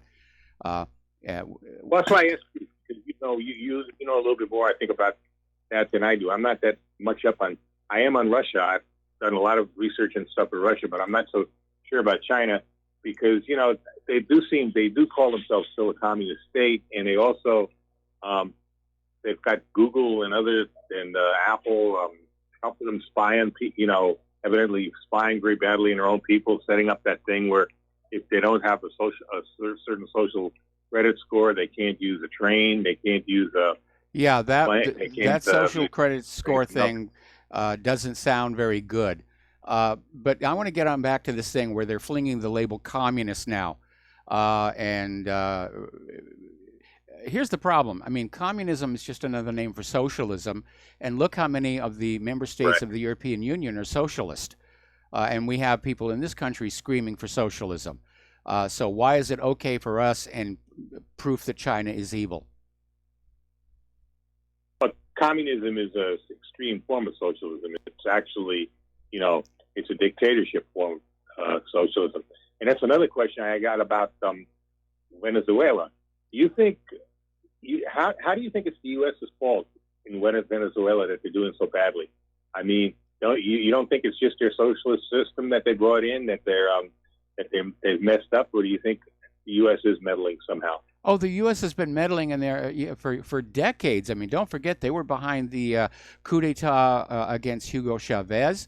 They've been committing economic warfare against Venezuela, primarily because Venezuela wants to sell their oil to the rest of the world for currencies other than the U.S. dollar. And the United States is meddling. I mean, look at the United States as a whole right now. Look at how many countries it's meddling in right now. Iraq, Syria, Libya, Afghanistan, Yemen, and on. And plus a whole bunch we don't know. If Bernie Sanders is correct, the United States is meddling right now in 170 different countries around the world. Yeah, but how did it cause Venezuela, being an oil-rich state, and I think they've got quite a few other resources, how did it cause the kind of, they're pretty much like Zimbabwe as far as their inflation goes and stuff like that, and shortages, barely able to feed themselves and all. Well, real short, because we're at a commercial break here, is the U.S. banks will loan money to a country, and then the CIA will go in and sabotage the means by which those countries could repay the loans, driving them into unpayable debt. We got to take a break for commercials. We'll be right back. Okay.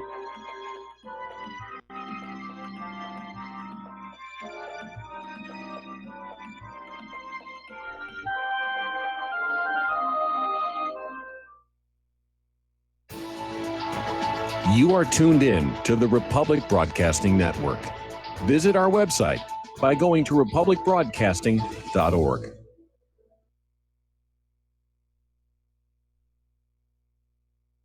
Homeowners, are you in foreclosure, expecting to be served with a foreclosure lawsuit, or suspect your lender has coerced you into an illegal mortgage transaction? A huge number of mortgages made in the last 10 years have legal issues and are possibly defective. State laws and the U.S. Supreme Court have upheld that defective mortgage documents are grounds for foreclosure defense and for counterclaims in favor of the homeowner. If your mortgage has been sold or assigned since closing the loan, it may be defective, and you may be paying the wrong party, and the lender may not have standing or the right to foreclose or collect payments under the law. If you would like to know if your mortgage is legal or not, or know if you are paying the right party, we can help. Our initial consultations are free of charge. We are not attorneys. We are legal researchers and work closely with experienced lawyers who know how to help you find the evidence to help you keep your home. Call toll free 1-855-2-KEEP-IT. That's 1-855-2-KEEP-IT today. I'm getting older and noticing that my body just doesn't work as well as it used to. So I like to keep fit as possible by hitting the gym a few times a week. Recently, I started having a nagging bicep pain, and it got so bad I couldn't even lift the weights. When I was complaining about it to a friend, he told me about Angioprim. He said chelation helps remove toxins, heavy metals, and cholesterol in veins and arteries that may cause blockages. You know, after just 1 week of taking Angioprim, the pain was gone, and now I'm back in the gym full strength. Scientific research proves the active ingredient in Angioprim has superior oral chelation action that helps promote cardiovascular health. So to learn more, go to angioprim.com. That's ANGIOPRIM.com, or talk to a trained consultant. Call Angioprim toll free at 877-882-7221. You'll feel better with more energy. Call 877-882-7221 or go to the website angioprim.com. Without the right accessories, any guy can be off the mark. Whether you've invested thousands in your arsenal or you own a single trusted firearm, a visit to AROutfitting.com is in order. It's one of the finest online selections of tactical optics and AR parts and add-ons, like EOTech, quick target acquisition with no peripheral loss. Browse the full range of Nikon scopes and binoculars. AROutfitting.com can illuminate your world with Streamlight gun-mounted lights from keychain to large handhelds up to 1,100 lumens. Find some stability with Battenfield tactical bipods. AROutfitting.com has CMMG gun parts, barrels, assemblies, handguards, part kits, and more, plus mag-full clips and magazines. I know I've got you excited, so take a breath. Head to AROutfitting.com. The site's super easy to navigate and features a ton of technical info, including links to manuals. We also welcome vendor and manufacturer inquiries. Remember, if you don't see it, we can get it at AROutfitting.com.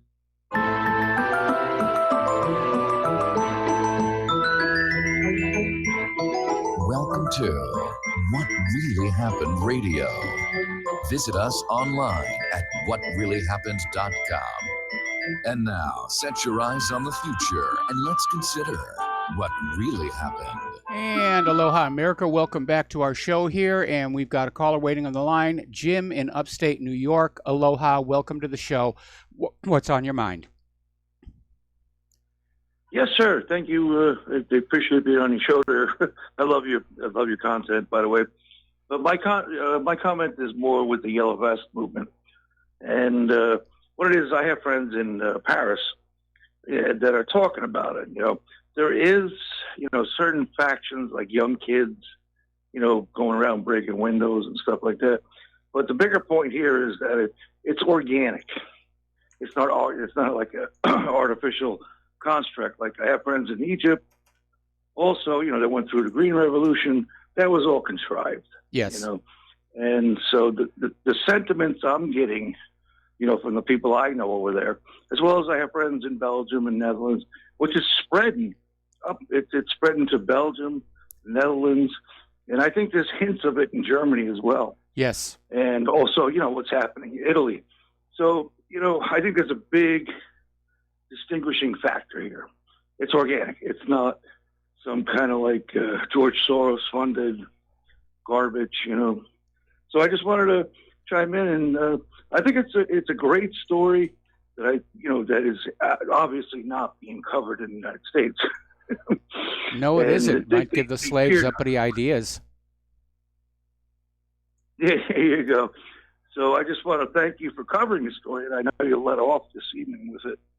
and it's a hot story that may have implications, and you've got your finger on the pulse if you ask me. Because like I said, I have a lot of friends in Europe, and I got friends in Germany. Yeah, what it is, I'm an Army brat, so I've traveled a lot. Mm-hmm. I know Europe very well. And thank God I spent some time in the Middle East as well. In Egypt exclusively, and so thank you very much for covering it. And I ought to, compliment you for doing it, and to tell people out there, this is organic. It's real. I think it is. I say, think sir. it is. And the fact that it's spreading so rapidly, and of course, George Soros would have no reason to bring down the Macron government because Macron is firmly on board with Soros' agenda. So, yeah, I do think this is the beginning of a global pushback against the global government. Correct. And I think one of the major faux pas that he made was when Trump was over there. When he said that nationalism was a pariah, it's no good. That Macron made a major mistake politically, and it could be the impetus or the genesis of a major movement in Europe. And I'm excited about it. I have to be honest with you. Well, I wish them a lot of luck, and apparently there's going to be more massive protests in France tomorrow, and who knows where all else. And I wish them a lot of luck, and I hope that nobody gets really hurt. But I think, to be very honest, the people who are committing the acts of violence, those are the paid agent provocateurs, in order to allow the media to portray the entire Yellow Vest protest as, a bunch of thugs. They pulled the same dirty trick with the Occupy Wall Street protests. The people who were down there protesting the financial oppression of Wall Street were doing so peacefully. And then all of a sudden, a bunch of new people showed up, kicking over trash cans and setting fires and causing mayhem. Those are the paid agent provocateurs. Correct. And what's interesting also is that the head of the union of the police department came out in support of the Yellow Vest. That's sort of like comparable of the Occupy movement in New York City, where the New York cops came out and supported them. Yes. I mean? That's a major support. People don't understand that. I mean? A police department doesn't come out like that, overtly. And so that's where, excited me. I'm like, wow, police, it's a union. Yeah, let's grant that. But were they supporting the people? That's something to think about. And scratch, it's one of those scratch your head moments. So I just wanted to add that to the conversation. All right. Well, thank you very much for the phone call. We're going to let you go here. And getting on back to the news here. Judicial Watch is launching an investigation into the ballot harvesting that took place in California. Now, ballot harvesting is where voters will fill out a ballot and allow a third party to take it and deliver it to the polling station or wherever ballots are being collected. In a lot of states, this is illegal because of the potential for fraud. And in California, it used to be illegal, but it was recently legalized. And of course, the concern there is it's wide open for fraud, because you can take somebody's ballot and you can alter it, change it, replace it, and basically stuff the ballot box that way. So Judicial Watch is going to go back and look at what was going on in some of these California districts where they were winning. The GOP was winning on election night, and then all of a sudden, 2 weeks later, they're saying, oh, we finished counting all of these other ballots that came in through ballot harvesting, and surprise, surprise, the Democrats have won. So, again, we need to have a solid, trustworthy, verifiable, totally transparent election system. And again, I refer you all to this article, How to Have Honest Elections. It's on the main page of my whatreallyhappened.com, in the upper left, right underneath my hideously outdated picture. So, all right, the judge in the Michael Flynn case is holding off on his sentencing He wants a review of key FBI notes. And this is coming out of the revelation that when Michael Flynn talked to the FBI, he was not informed it was actually a formal interview. He was not reminded that it is a crime to lie to the FBI. Apparently, he thought these FBI agents were allies. And what's really interesting is that the FD 302 that was prepared by Peter Strzok was prepared nearly 6 months after Flynn was interviewed. And apparently there was more than one. Now, Comey is saying, yeah, we kind of broke protocol during the Michael Flynn interview, but I didn't mean to do wrong.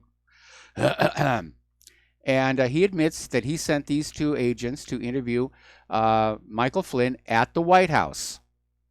And apparently Flynn had no idea it was actually an official part of an investigation. And Comey's now out there saying, well, maybe it's something I shouldn't have done. But so he's trying to distance himself from this. Now, this is really interesting. John Solomon is out there saying that the Defense Intelligence Agency holds a document with exculpatory information on it that could exonerate General Flynn, and they are refusing to release it. And Solomon is saying he doesn't believe the president even knows about this document. One lawmaker discovered it, but says he was thwarted by the DIA. So, anyway. Over at the Washington Post, they've gone on the warpath against Sputnik Radio.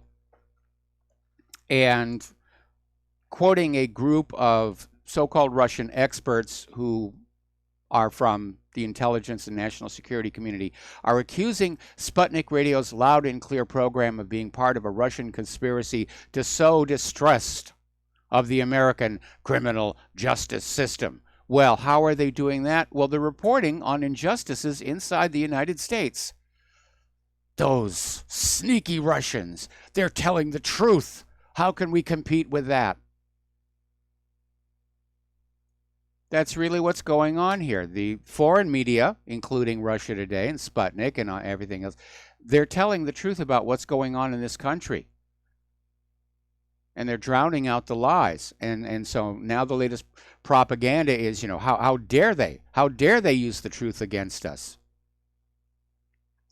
All right, so let's talk about the economic news here. Speaking of Russia, Russia and Syria have agreed to dump the dollar in mutual trade.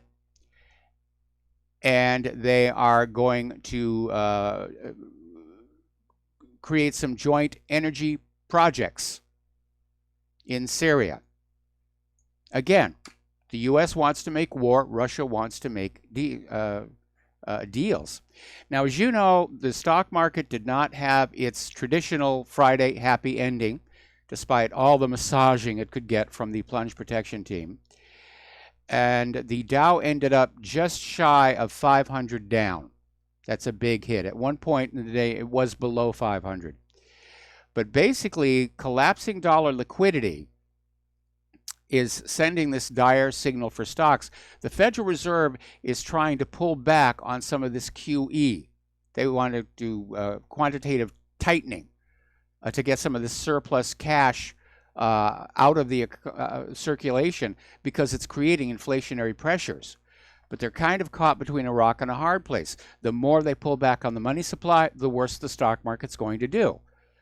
The more money they allow out there at low cost to prop up the stock market, the more inflationary pressure there's going to be. So it's a balancing act. Now, the good news is that because the situation is worsening for the dollar, gold is looking very bullish for 2019. So hang on to those little gold coins, and remember, don't eat that chocolate bit out of the middle. They lose their value. Now, over at JP Morgan, speaking of gold, apparently they're looking at a potential class action lawsuit. Apparently one of their former metals trader pled guilty to manipulating precious metals over years And there are already 6 lawsuits making similar allegations against J.P. Morgan that have been filed in New York federal court. And apparently the commodities group at the law firm is led by Vincent Briganti, the attorney who filed the first lawsuit on behalf of Dominic Cognata, a New York resident who alleges he suffered losses due to J.P. Morgan's trading conduct in the silver and gold futures and options markets. So once again, Jesse James was proven right. The real outlaws are the bankers. And J.P. Morgan's executives, they know they're immune from prosecution. You know, they might have to take a small hit on their end-of-the-year bonus, but they'll pass any fines that they are required to pay. They'll just pass on to their customers and take off their taxes. Verizon is cutting 10,000 jobs in what's called a voluntary separation program. Verizon is admitting its Yahoo and America Online divisions are a failure. So they're cutting these 10,000 employees loose. Story out of Zero Hedge, the inequality gap on a planet growing more extreme. And it's everywhere. Every single country, the rich are getting richer, the poor are getting poorer. It is reaching a point of severe instability, as we are seeing right now in France, as we have seen in Greece, as we are seeing in Thailand. All that wealth at the top makes society top-heavy, and it will flip around. That's why they call it a revolution. Apparently, there's problems over in the leveraged loan market. Banks are apparently unable to offload loans amid the record outflows. Now, banks like to make loans, and then they'll offload them, sell them off for an immediate cash return so that they can go on out and do that again. Apparently, that is becoming very difficult. Loan prices have fallen precipitously as loan funds suffered dramatic redemptions in recent days, most notably the Blackstone Leveraged Loan ETF, which last week saw its largest ever one-day outflow since its inception. The indicators are already all there. And by the way, people are waking up to what's going on Wall Street. The U.S. consumer optimism has plunged 8 points. That's the largest quarterly drop in 12 years, and does presage that it is going to be a terrible holiday shopping season for all those retailers. Over in New York, Amazon, which is a very large company, it's valued at $1 trillion. In fact, it's the world's richest company, is basically asking the New York City Council for $3 billion in tax breaks in order to build a new headquarters on the Long Island City neighborhood of Queens. And I didn't think Queens was on Long Island. I think this author made a mistake. But the people of New York are saying the subway system is crumbling, record homelessness, public housing in crisis, overcrowded schools, sick people without health insurance, escalating affordable crisis. Why is the world's richest company getting $3 billion in tax cuts, which basically means $3 billion not available to take care of the people of New York? And it's a legitimate question. And I'm sure that what's going to come on back is, well, we're going to give them these $3 billion in tax cuts, and they'll hire people. They will create jobs. No, Amazon is going to robots. Somebody got paid off somewhere, I think, here. Over in Asia, they're talking about how all of these new Silk Roads are merging into what's being called the Greater Eurasia. And Putin himself is unconditionally engaged to make it a success. And he's talking about the Eurasian Partnership. And it looks like it's going to be set as policy. And, of course, that is a threat not only to the United States, but to Europe. Because, again, China is a manufacturing powerhouse. And with this One Belt, One Road project, they're going to be able to get their products into the European markets for much less cost than sending them by cargo ship. And obviously the operators of those cargo ships and the countries in which those ships are flagged, they're very, very nervous about that. Little bit of news coming from the European Central Bank. Mario Draghi is going to be stepping down on October 21st of next year. And a search for a successor is already underway. So we're going to take a break for commercials here, and we will be right back.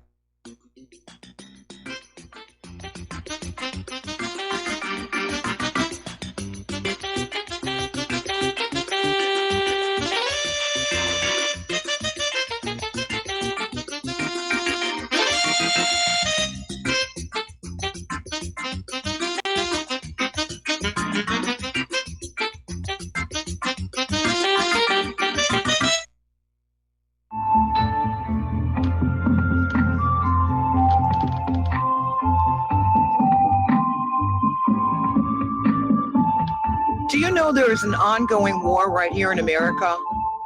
Are you aware that U.S. citizens have been classified as enemies of the state since 1933? Have you recognized that our entire government is really a vast network of interlocking corporations engaged in commerce? Look up Title 28, Section 3002. Tune in to In Defense of Humanity on Saturday nights at 7 p.m. Central Time. Find out what's really going on and learn how to protect yourself and your family as flesh and blood men and women living in a corporate reality.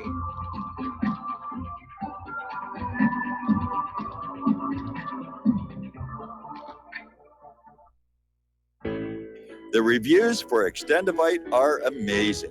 Here are some from Amazon. By Christine, great for heart palpitations. By Ann, before I started using this product, every afternoon, my ankles and my hands would be swollen. That doesn't happen anymore. So if that part of their advertising is true, I have to assume that the rest of it is also. Not to mention that when I had my yearly blood test, only a few weeks after beginning to use this product, my cholesterol had dropped over 30 points. I'm going to continue to take it.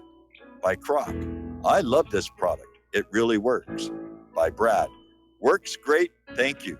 Tell us your story. Get your Extendivite today.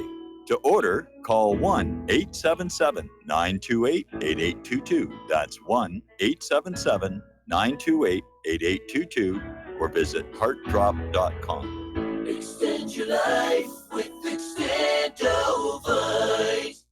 Homeowners, if your lender has gone out of business or sold your transaction to another lender or servicer, you may be the victim of a wrongful foreclosure, resulting in the loss of your home. If you've already lost your home, are in foreclosure, or even in good standing, you can challenge the mortgage transaction's illegal issue, and your property can be restored to you, and your foreclosure can be stopped or reversed, and the mortgage transaction declared unenforceable. State laws, U.S. title codes, the Uniform Commercial Codes, and U.S. Supreme Court rulings have upheld that defective mortgage documentations can reverse or stop foreclosures and enforce property title claims in favor of the homeowner. We are having successes in stopping the process of foreclosure, the enforcement of the foreclosure judgments, the sale of property, and evictions after the sale. We are not attorneys, and we don't give legal advice. We are a professional team of legal researchers, providing forensic mortgage audits and expert witnesses. We have the knowledge to produce the evidence and enforce laws regarding your legal issues. We've been in business for 12 years without a complaint. Consultations are free, and we provide a free title search to confirm if your mortgage has legal defects. Please call 855-253-3748. 855, 2, keep it today. We the people, in order to form a more perfect union, establish justice, ensure domestic tranquility, provide for the common defense, promote the general welfare, and secure the blessings of liberty. And aloha, America. Welcome back to the show here. And we're just getting word here. Apparently, over the weekend, there will be a Flemish yellow vest demonstration. Apparently, it's going to be on Sunday. This is in Marrakesh. The mayor forbade the march. The groups went to court. The court said, yes, you have the right to march. Now, over in France, a group of top French military generals are accusing Emmanuel Macron of treason over that United Nations Migration Pact.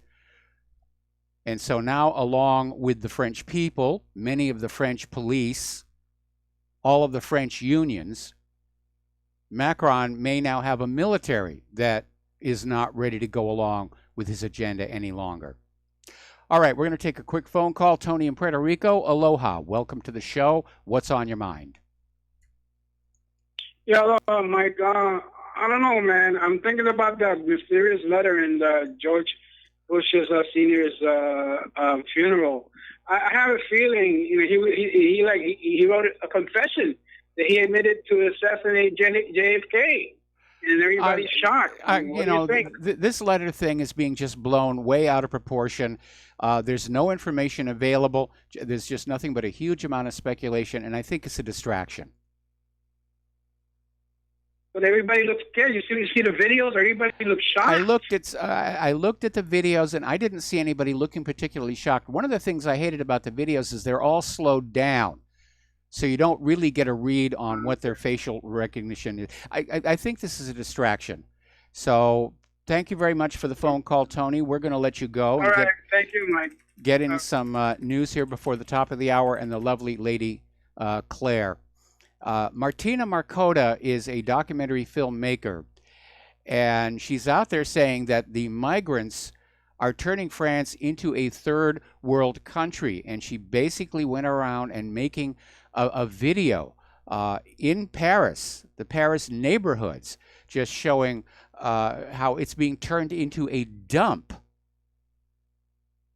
and how the police are pretty much looking the other way.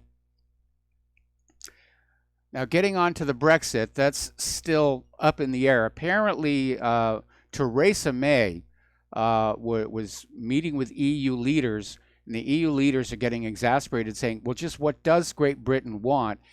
And they were going on, and apparently Merkel just kept interrupting May. So that's getting very hostile and stressful there. Over in London, there was a Brexit betrayal march. The British media reported it at about 1,500 people, but if you look at the video, it's tens of thousands of people were marching through the streets. The people have spoken. They want out of the EU. And by the way, pro-Brexit protesters in yellow vests blocked off the Westminster Bridge. So that yellow vest thing really is spreading globally here. All right, there's the music. We're going to take a break for station identification. When we come on back here, the lovely Lady Claire will be joining us.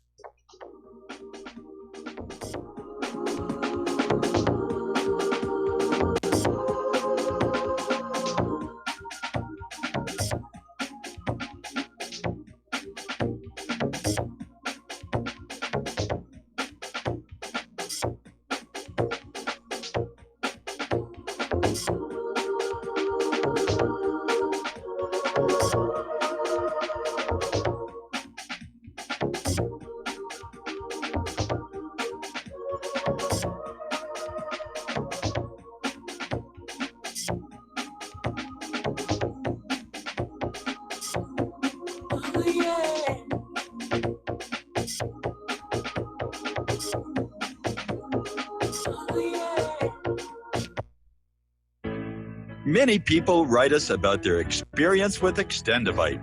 Allow me to read you one from Amazon.com. I just wanted you to know I saw my doctor and I laughed because he said, I don't know what you're doing, but keep doing it. I have been taking Extendivite. I had borderline high blood pressure, heart flutter, high cholesterol. I changed my diet and included Extendivite with an amazing turnaround for the better. A few months later, I had a doctor's appointment and took a stress test. I passed. No heart flutter, blood pressure was perfect. My doctor even took me off my medicine. I thank you truly from the bottom of my heart. This stuff works, and I'm so grateful for Extendivite. Thank you, Justin G. Tell us your story. Get Extendivite today. Call 1-877-928-8822 or visit heartdrop.com. Extend your life with Extendovite. This is RBN, the Republic Broadcasting Network.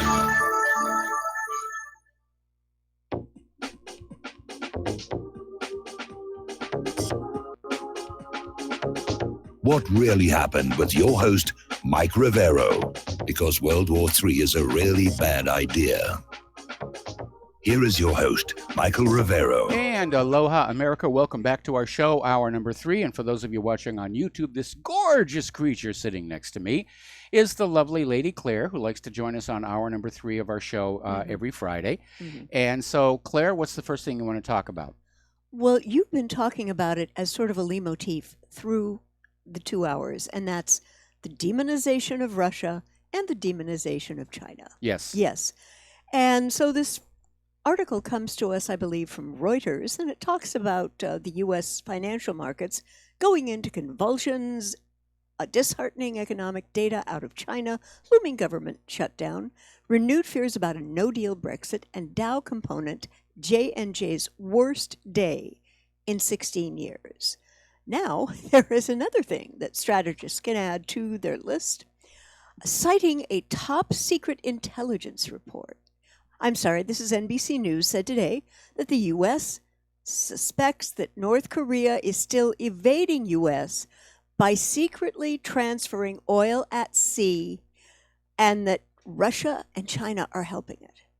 Now, I'd like some facts, please. I would like some serial numbers on those ships, where they were, because right now, with the lamestream media, if they don't give me facts, I can't believe anything they say. Nope. And what I'm hearing in this rant is to try to get people to hate China and hate Russia when, Mike, there's no proof. There's nothing they've got.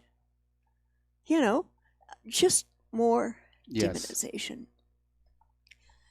Okay.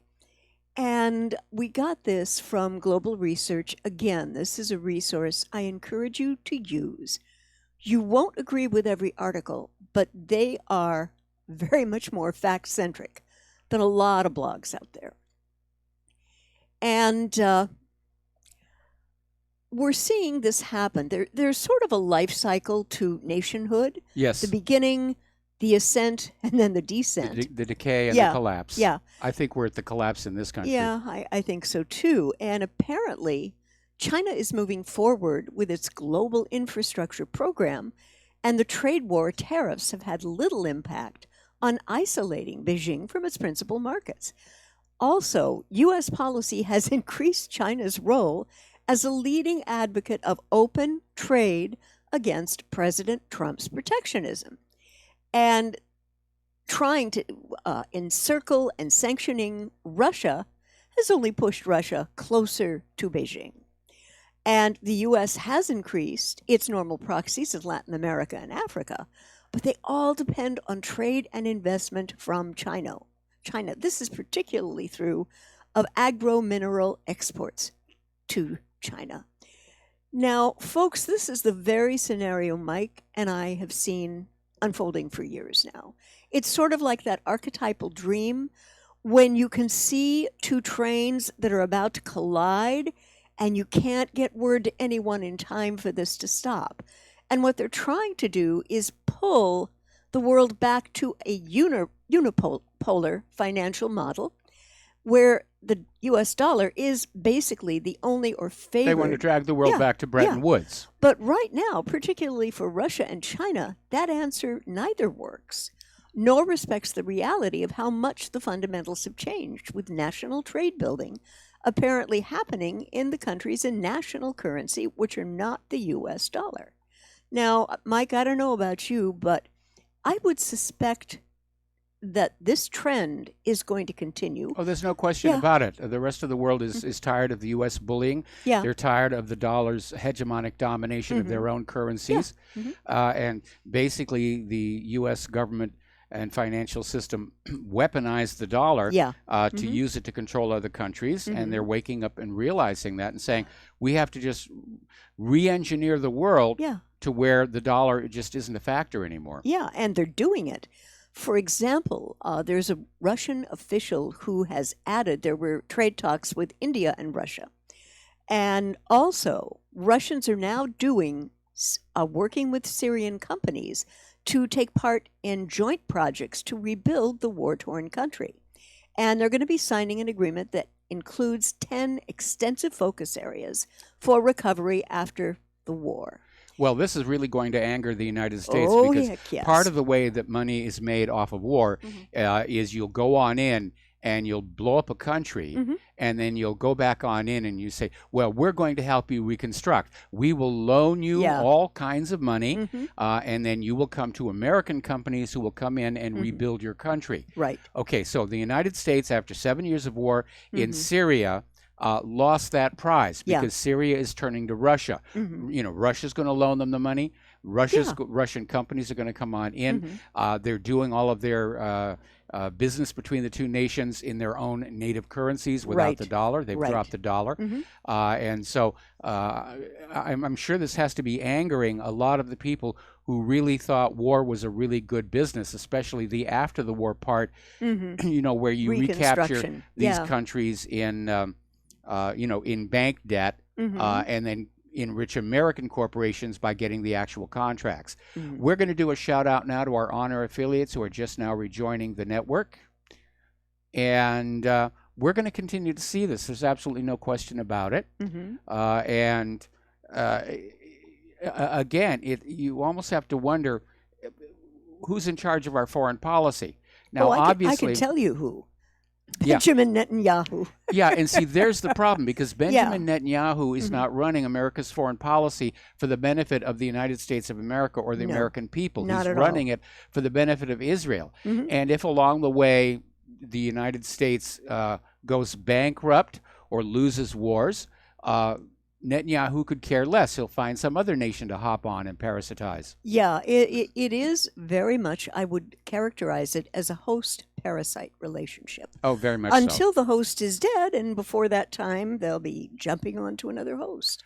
I imagine they've already got a list already picked out. Yeah. You know, who to go to and suck on their veins after the United States goes dry. Absolutely. And it is amazing how well you see Syria and Russia working together. The countries have reached 30 agreements on investment projects. And I'm going to bet you, Mike, none of those are going to be in the U.S. dollar. Okay, there's a story breaking on Fox where they're claiming that U.S. military computers are now under attack by Chinese hackers. Oh, yeah, right. And again, real hackers route stuff through. You won't know where it's coming from. Yeah, you don't really know where it's coming from. This is more demonization of China. Be afraid of China. Yeah. And remember that article we wrote a while back, the virtual 911, where the U.S. government itself could take down the internet, blame it on a foreign government as a pretext for war. Yeah, it's accelerating. It is. It does feel like it's accelerating. And it looks like it's accelerating against China, Russia, and Iran, you know. And of course, Iran is primary on Netanyahu's to-do list for the Americans to get rid of the current government. Iran is also primary on the private central bankers list because it's the largest of the few remaining countries that don't have a private central bank. Right. I'd like to hop on over to Iran right now. Apparently, because of geography and relationships with surrounding countries, Iran does, for all intents and purposes, control the Strait of Hormuz in the Middle East. And there is, as we probably know, a deployment of a carrier strike group led by USS John C. Stennis in the Persian Gulf. And there was an analyst who said, the Iranians aren't going to get that upset about this. But we have had statements from the Iranian government that it would block the Strait of Hormuz if there was any attempt by the U.S. to not allow things to go through it. Well, basically, they're threatening to block the Strait of Hormuz if the United States increases any more sanctions. Yeah.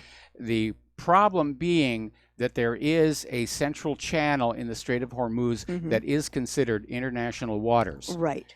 And again, nobody has any illusions that the Iranian Navy can stand up to the American Navy. Mhm. So I wish Rouhani would kind of tone it down a little Yes.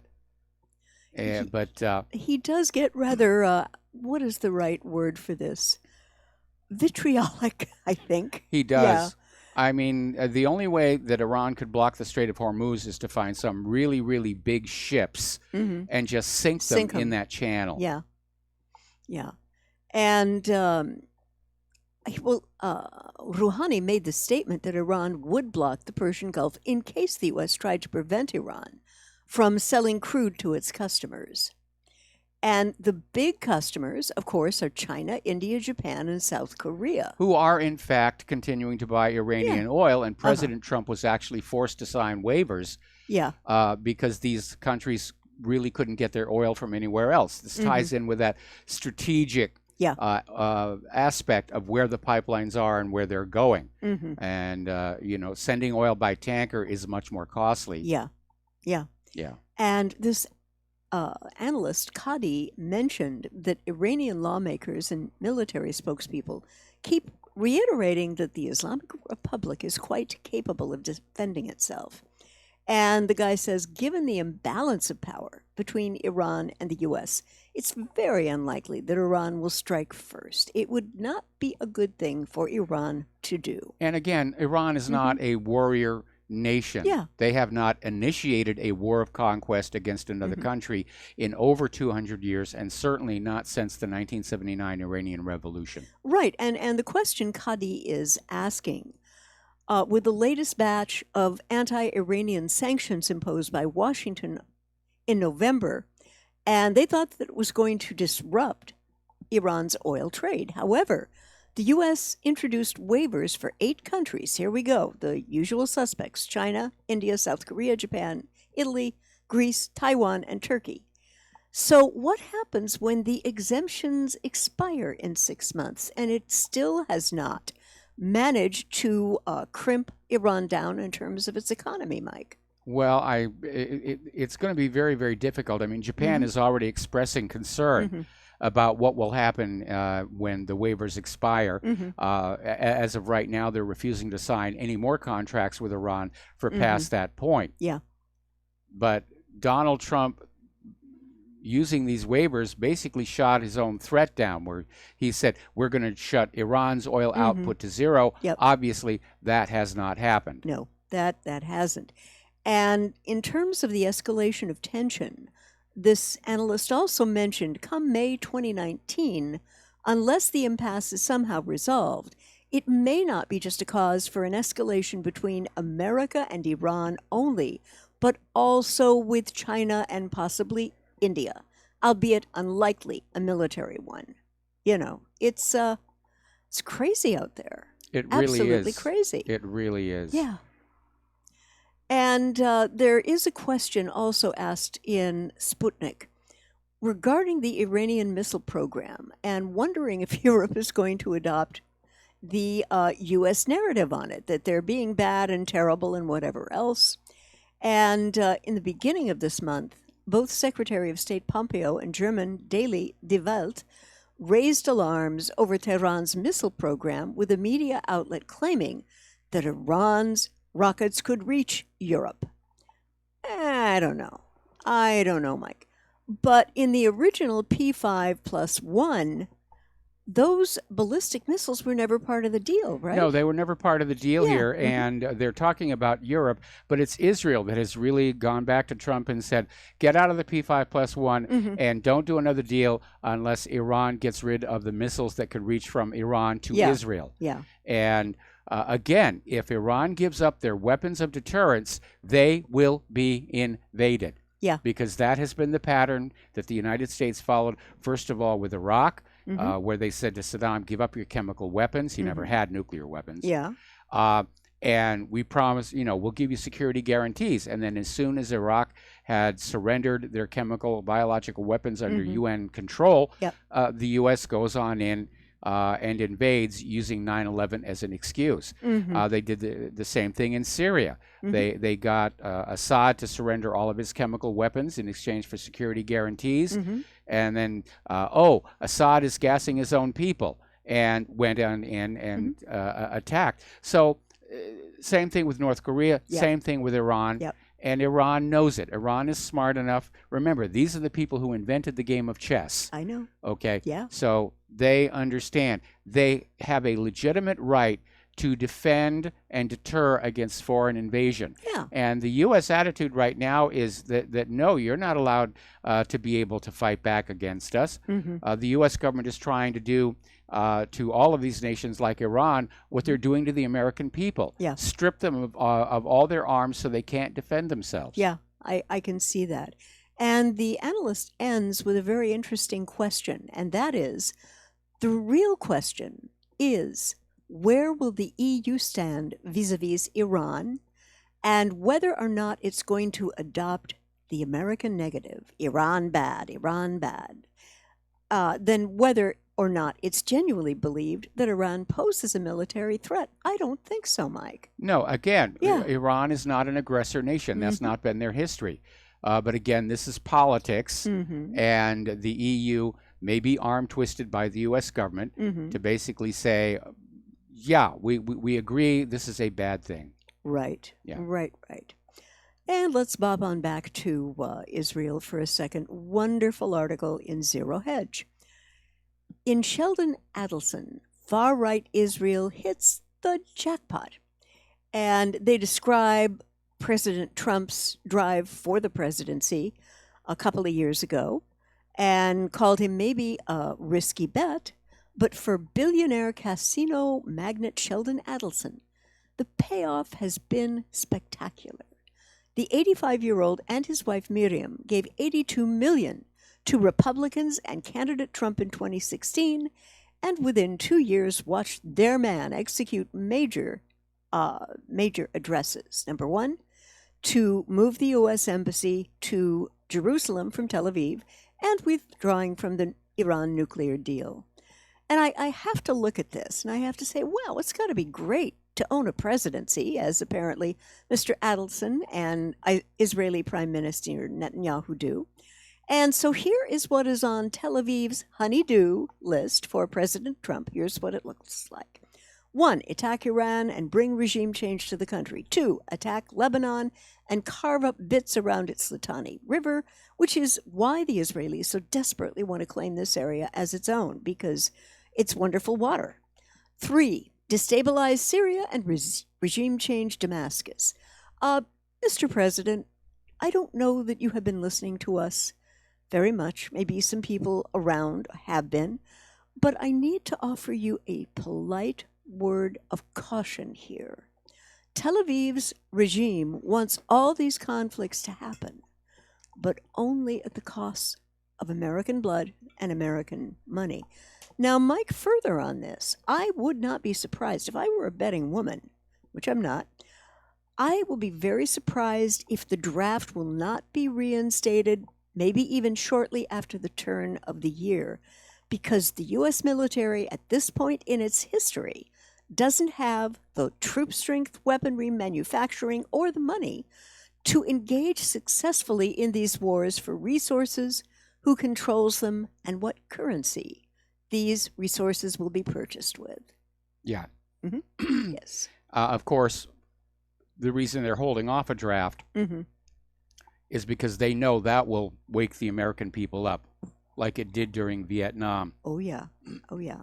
And I'm kind of glad right now that the cable TV channels are rerunning Steven Spielberg's movie, The Post, which tells the story of a time when the Washington Post was really about the news. Yeah. And they published the Pentagon Papers. Now, for Yeah. those who are Too young young. enough to not know the story, there was an analyst named Daniel Ellsberg who realized there was this study commissioned by Robert McNamara that concluded that the war was unwinnable years before it finally ended.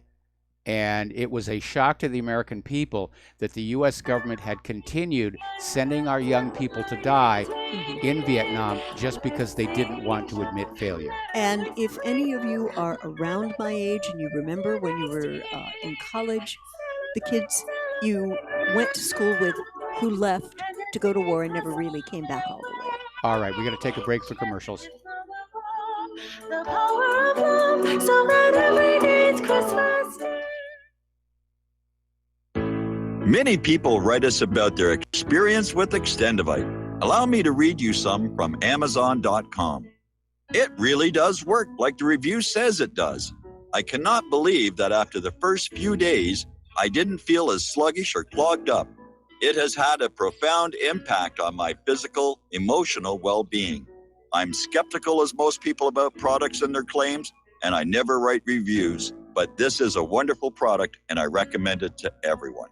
Great product. It has brought my blood pressure from the mid-150s over the 80s to the mid-130s over mid-80s, along with diet and exercise in just the past couple of months. Excellent. Thank you, David. Tell us your story. Get Extendivite today. Call 1-877-928-8822 or visit heartdrop.com. Extend your life with Extendivite. Folks, we're living in a world the likes of which we've never perceived any clearer than we do now. The plan for global governance has been in the works for generations and would have likely been achieved by now, but for the fact that the globalists left open their Achilles heel. With all their tools, Federal Reserve System, fiat currency, no child left behind, and then Common Core education introduced to our schools to dumb us down, vaccines, pharmaceuticals to lobotomize us, GMO foods, insertion of compromised or bought and paid for politicians, judges, mainstream media propaganda, all pieced together like a puzzle designed to ultimately bring the world under submission. But with all their strategy, they forgot one thing: knowledge. And knowledge is power. With knowledge, their bombardment is nullified. Folks, with that, as brilliant and knowledgeable as you've become, among the wisest audience of any radio audience in the world, and you are, I want you to take a moment to reflect and ask yourself, how much of that knowledge did I obtain from Republic Broadcasting Network? How high has my consciousness been raised since I've been a listener? How fast am I now able to discriminate truth from fake news by being a Republic Broadcasting listener? How clear am I now able to see the world since I've been listening to RBN? Ask yourselves those questions, folks. Then ask yourself, what is that knowledge worth to me? Like my morning coffee, how would I survive without it? A voice of truth in a sea of lies. Do we not all need to make sure it survives? Like public broadcasting, we are now finding we can only survive with listener support. Censorship, advertisers being attacked, truth itself being attacked. It's the only way through this. We at Republic Broadcasting humbly ask you to become a supporter. Look at your budget and make a determination of what Republic Broadcasting is worth to you and what you can afford on a monthly basis. Go to republicbroadcasting.org and pledge $20, $30, $40, $50, if possible, $100 a month or more if it's affordable. Click the donate button and become a regular monthly donor. Assure both us and yourself that Republic Broadcasting truth will continue to flow like that morning coffee. The network thanks you.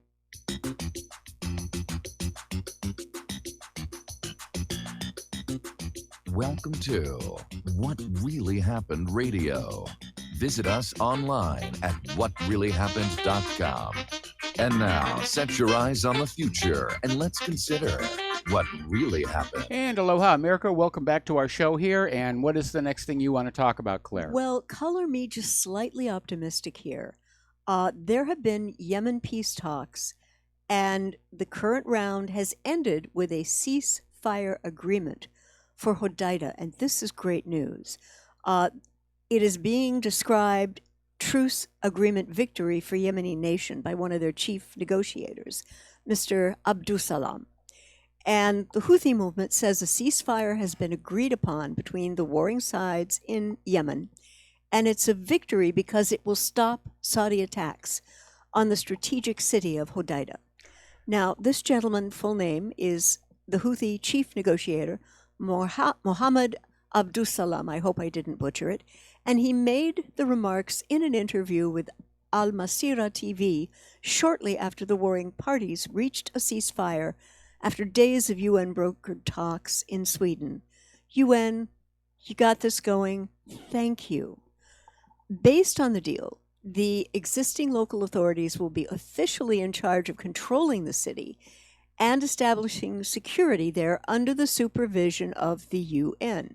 Now, both sides have agreed to withdraw troops from Hodeidah within 21 days. And apparently yesterday, when these talks concluded, there was an agreement for more talks. Negotiation is the only way this is ever going to be solved, Mike. Well, I would like to think so. Now, Yeah. another part of this deal Mhm. is that it has opened up humanitarian aid corridors. Yes. So that the UN and other aid agencies can now Mhm. start getting Yeah. food in to the people of Yemen, because the situation there is absolutely dire. Oh, desperate. Along with they're still dealing with a massive epidemic of what might have been weaponized cholera. Yeah. Yeah. So this one was definitely ugly, and I Yeah. think I think what's going on here is that everybody looking at this realizes that what the Saudi Arabian government, aided by the U.S. government or working for the U.S. government, is Mhm. doing is just flat out wrong. It is an atrocity. It's not really a war. It's just flat out conquest Yeah. and genocide. Yeah. And it's interesting because this deal appears to be very much like what was proposed by the UN and the Houthis in the first place. The Hadi government had previously rejected this plan and demanded that the Houthis disarm and surrender the city to them. So again, color me slightly optimistic here that peace can be given a chance to take hold, that people who are hurting and sick, and particularly kids, because as those of you know who read Mike's blog, I have no bad feeling about putting the worst of the images up there. Yes. And these pictures were taken by some very brave photographers, and bless them. And it breaks my heart. But it's got to go beyond breaking my heart, and it's got to go for a national discussion of why are we in this mess? You know, and there's no other way to call it but to say we're dealing with war crimes here, both Saudi and U.S. No question. Yeah. Oh, and by the way, yesterday was a little anniversary. 10 years ago yesterday, Al Gore predicted North Pole would be completely ice-free in 5 years. Way to go, Al. Yeah. Talk about taking one's credibility and just right down to the ground. And this article referred to and characterized Al Gore in a way I loved. Junk scientist. Yes. Well, he's had no scientific training. No, You know, yeah. and he took some mandatory science courses in college, and he got Mhm. C's. Mhm. He's not a climatologist. He's not an environmentalist. He's a politician. Yeah, is yeah. basically what it is. Yep. Yeah, and Gore made the prediction to a German audience on December 13th, 2008, and said, you know, the entire North polarized cap will disappear in 5 years. Al, Polarized. please. The Yes. polarized cap. Yes. Mm. Right. I don't know where he got that. But so much for Al Gore. Yes. As predicting. And, Yeah. again, there's an expectation that there will be another major blizzard hitting Mhm. the United States Yeah. on Christmas Day. Oh, boy. So better get your shopping wrapped up real Yeah, and quickly. get it out the door. Get it out the door. Yeah. And if you are planning on traveling to be with family, you might want to think about going a couple of days early. Yeah. Or staying a couple of days late. Yeah. Assuming they're not going to chase you out of the house with a shotgun for talking politics on Christmas. Yeah. But it's interesting. And he had so many people who swallowed the whole line, kit and caboodle. Well, it was part of this plan, Mhm. you know, for the New World Order. Mhm. And they were going to convince the people of planet Earth that we needed a single global government. Mhm. And they had basically three pillars. Yeah. The first was human-caused global warming. Mhm. You're going to have to let some global environmental authority determine how you will live your life. Mhm. Then there was going to be a global pandemic requiring surrendering your sovereignty to a global health authority. They tried that Mhm. one in 2009 with the When Pigs Fly flu. That one Yes. kind of fizzled. Yes, I know. And the third pillar is a global financial meltdown. That one does appear to be on the way. Yes, definitely. But most people are smart enough to realize that globalism caused the economic problems, and more globalism will not fix it. We got to take another break for commercials, and we will be right back.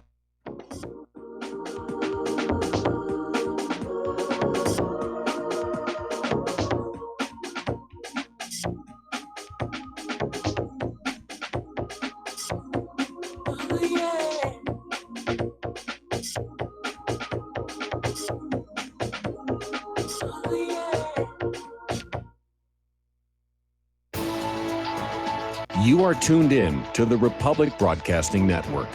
Visit our website by going to republicbroadcasting.org.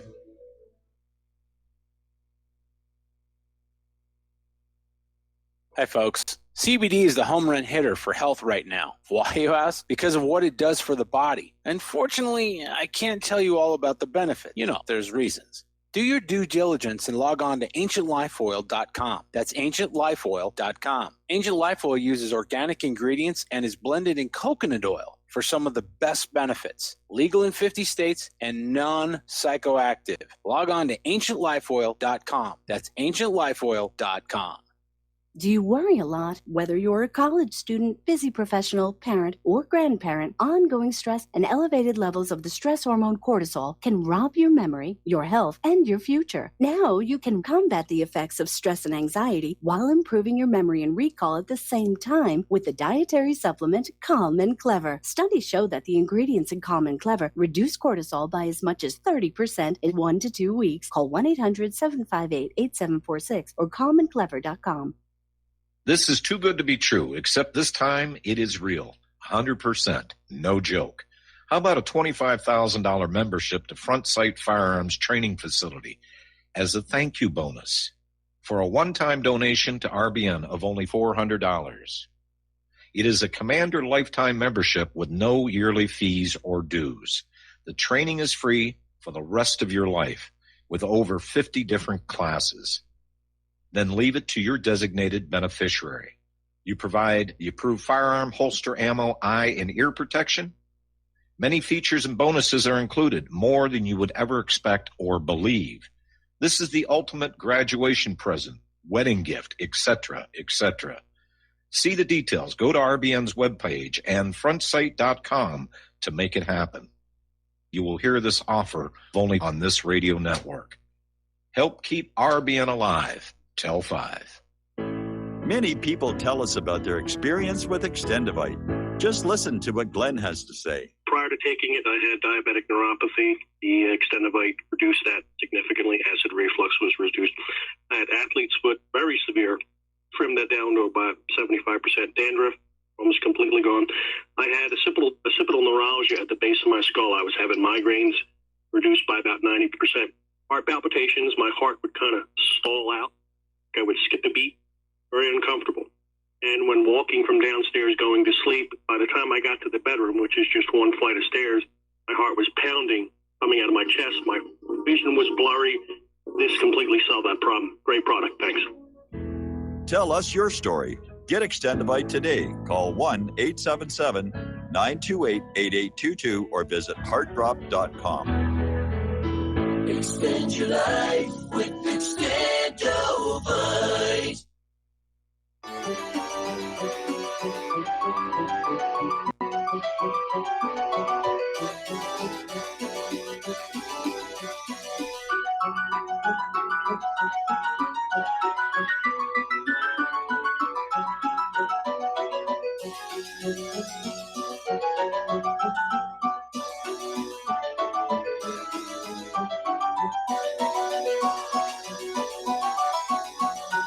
And aloha, America. Welcome back to our show here again. And before we get back to the news, a little friendly reminder that all of the holiday bump music that you're hearing on this show was created by Claire. She made arrangements of some traditional and, in some cases, esoteric Christmas music. Yes, I did. For an album called Christmas Without Borders. And you can buy the entire album or individual tracks over at iTunes. And there is a little ad in the middle of whatreallyhappened.com if you want to do that. Yeah. It was a wonderful project and I enjoyed doing it. I wanted people to feel the love and exultation of the Christmas spirit. And also a lot of them are written as though people were going to get up and dance. Yes, yeah, they're very good arrangements of these songs here, and that one that was just playing, "Carol of the Bells," has been the top seller over at iTunes. I think we've sold 6 of them. Well, I was told that it was my mother's favorite Christmas carol, and that was a it's little homage a to global Jean. favorite. Yeah. Everybody Yeah. plays with it. They do versions. Okay, Yeah. enough with the holiday frippery. We're going to Yes. start getting emails from the liberals saying you can't do Christmas. You're going to offend somebody. Oh, I don't offend anyone. If someone says Merry Christmas, I'll say it back. Yep. Happy Hanukkah, that too. Happy Kwanzaa, Happy whatever it Kwanzaa. is. Just to honor people in a loving and respectful way. Absolutely. Now, here's something else I wanted our readers and listeners to know about. There have been some very intense, they are described as intensive discussions by Russian Defense Minister Sergei Shoigu with his Indian counterpart in New Delhi. And they are signing agreements up a storm. And Shoigu discussed deepening defense ties and joint manufacturing projects with Nirmala Sitharaman at the 18th India-Russia Intergovernmental Commission on Military Technical Cooperation. Whoa, that's a mouthful. IRIGC-MTC in the Indian capital.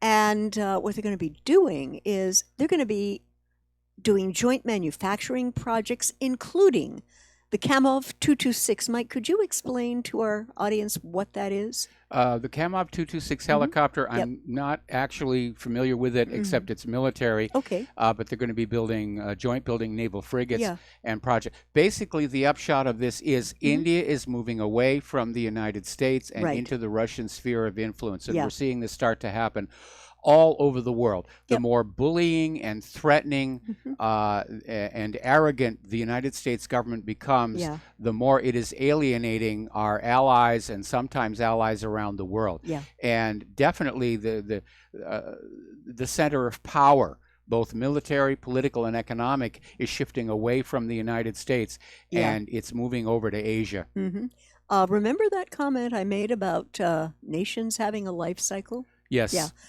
And if there was ever a time in this country's history that we desperately needed a Department of Peace, it's right the heck now. President Trump, I'm volunteering. Just give me, I'll do it for free. Just give me 2 of the best analysts you possibly have so that we can come up with other, oh, yes, of course, dear. Yes. With other ways to achieve the U.S.'s geopolitical and economic objectives other than war, because right now. Well, see, here's the problem. Yeah. Because of decades of government mismanagement, the United States has backed itself into a corner. Okay, we've allowed our manufacturing to decline. We don't make products other countries want to buy, certainly not at the elevated prices coming out of the U.S. economy. Oh, no. It used to be different. End of Yeah. World War II. Yeah. The whole world came to the United States to buy what America was making because we made the best, and it was worth spending the extra money to get that. We've allowed our agriculture to decline. The aqueducts in the western part of this country are only carrying 1/3 of the water they were designed to. So farmers' crops are being reduced, and then there's been that disastrous experiment with GMO, and other countries simply do not want it. Yeah. And so all the United States has left is to reconquer the world and get them to use the U.S. dollar Yep. in exchange for a small fee. Yeah, a little piece of the action. And that's it. And yeah, I do not think the United States, as it exists today, is going to last much longer. I'm frankly very amazed. They've made it last this long. I thought it was going to be gone before now. And so, like the Jehovah's Witnesses, I refuse to make any more predictions about the end of the country. Yes, I hear you. But to me, it's very obvious it's coming. Yeah, definitely. And let's go over now to the economic news. Apparently, Johnson & Johnson tumbled after a report said it knew for decades its baby powder contained asbestos. Guys, what were Okay, you we're talking about thinking? their stocks. The Yeah, stocks sank yeah. 8% Yeah. today. Of course, it was a bad day for Yeah. everybody on the stock market. But yeah, the real situation is here. Johnson & Johnson knew Yeah. that these powders tested positively for traces of asbestos. You don't put a person around asbestos. It's a bad combination. That's right. Yeah, It causes all kinds of mesothelioma, yes, various other illnesses. Mhm. And Johnson & Johnson apparently just took the attitude of, well, nobody will notice. It's not that Mhm. big a deal. Yeah. And we seem to see this behavior through American corporations time and again, whether it's Bayer knowingly selling HIV-tainted hemophilia medications to other man. countries, Yeah.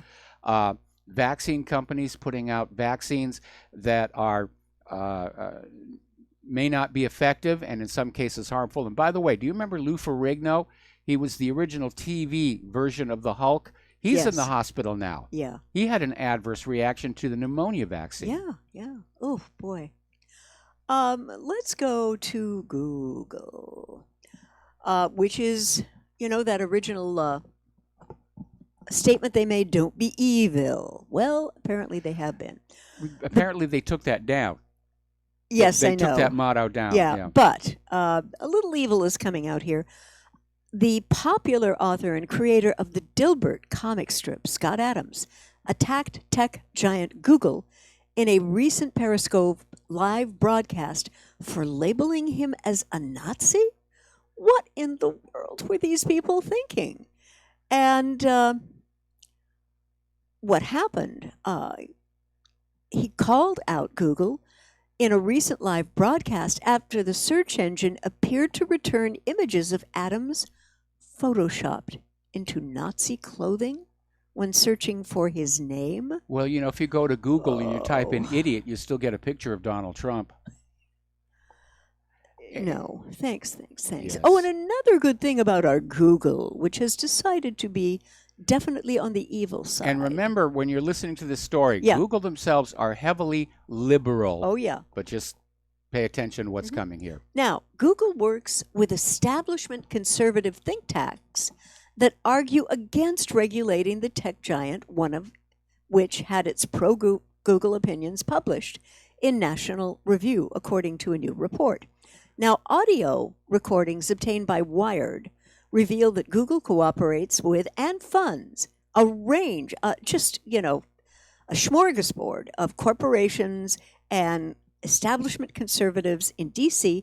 that help it fend off scrutiny and oversight from politicians.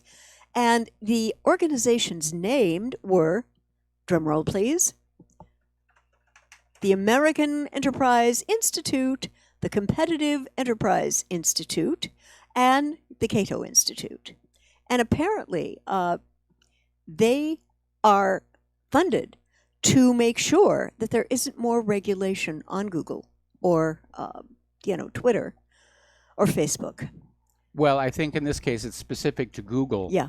But I'm one of those people that thinks Google has become way too powerful. There was an article that came through today that Yep. said, intentional or not, Google is influencing elections in 25% of the world's countries. Mm-hmm.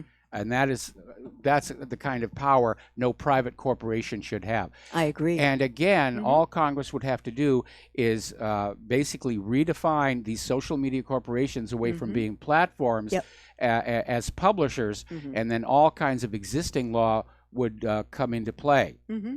But again, for all the money that they've got so far, things are not doing very well. Google has been, and Facebook and Twitter have been caught repeatedly cheating their own advertisers, artificially inflating the number of Yeah. users, Yeah. and the new up and coming social media like DuckDuckGo, they're really taking off. Yeah. And I really do encourage all of our listeners, stop using Google, stop using Facebook, stop using Twitter. They are not your friend. They are there to brainwash you using your computer Yep. into accepting this liberal globalist agenda. And Thomas Jefferson said, the highest duty of any American citizen is to keep themselves fully informed so that they can make good choices. Well, if you're on Google, Facebook, or Twitter, you're not fully informed. No. You're being fed a steady diet of liberal propaganda. And we certainly saw that fully on display back in 2016. Oh, yeah. It No was doubt. constant attacks on Trump, constant attacks on Bernie Sanders. All hail her Empress Hillary I. And they weren't very subtle about it at all. No, they weren't. Also related to computers, apparently the U.S. tech giant Cloudflare provides cybersecurity for at least 7 terror groups, which are listed Whoopsie. On the State Department's list of foreign terrorist organizations, including Al-Shabaab, the Popular Front for the Liberation of Palestine, Al-Quds Brigades, and the Kurdistan Workers' Party, Al-Aqsa Martyrs Brigade, and Hamas, as well as the Taliban. And, Michael, why? Well, I mean, Cloudflare's business is simply to protect your servers from being hacked and attacked. And I don't know that Cloudflare has actually violated any laws. Well, apparently this next part is saying in the United States it's a crime to knowingly provide tangible or intangible material support, including communications equipment, to a designated foreign terrorist organization or provide service to an OFAC-sanctioned entity without special permission. And apparently Cloudflare is not authorized by OFAC to do business with these organizations. Apparently has been informed on multiple occasions going back to 2012 that it is shielding terrorist groups behind its network, and it continues to do so. And why? The question to me is, why can this not be stopped? I think the real question is, should it be stopped? Because if you look at, it's very easy for a government to say, this is a terrorist group, that's a terrorist group. We don't know that it's really true. Certainly the PLO isn't a terrorist group. They're seeking Palestinian independence. And the people over at Cloudflare may be saying that we're not sure that these groups really are terrorists and that they have as much right to security of their servers as anybody else. This may be the beginning of an attempt to, again, let's disarm the people we have designated as our enemy so that we can attack them. Yes. Yeah. But I thought it was kind of interesting. Yeah, we've got to be very careful about that terrorist group label.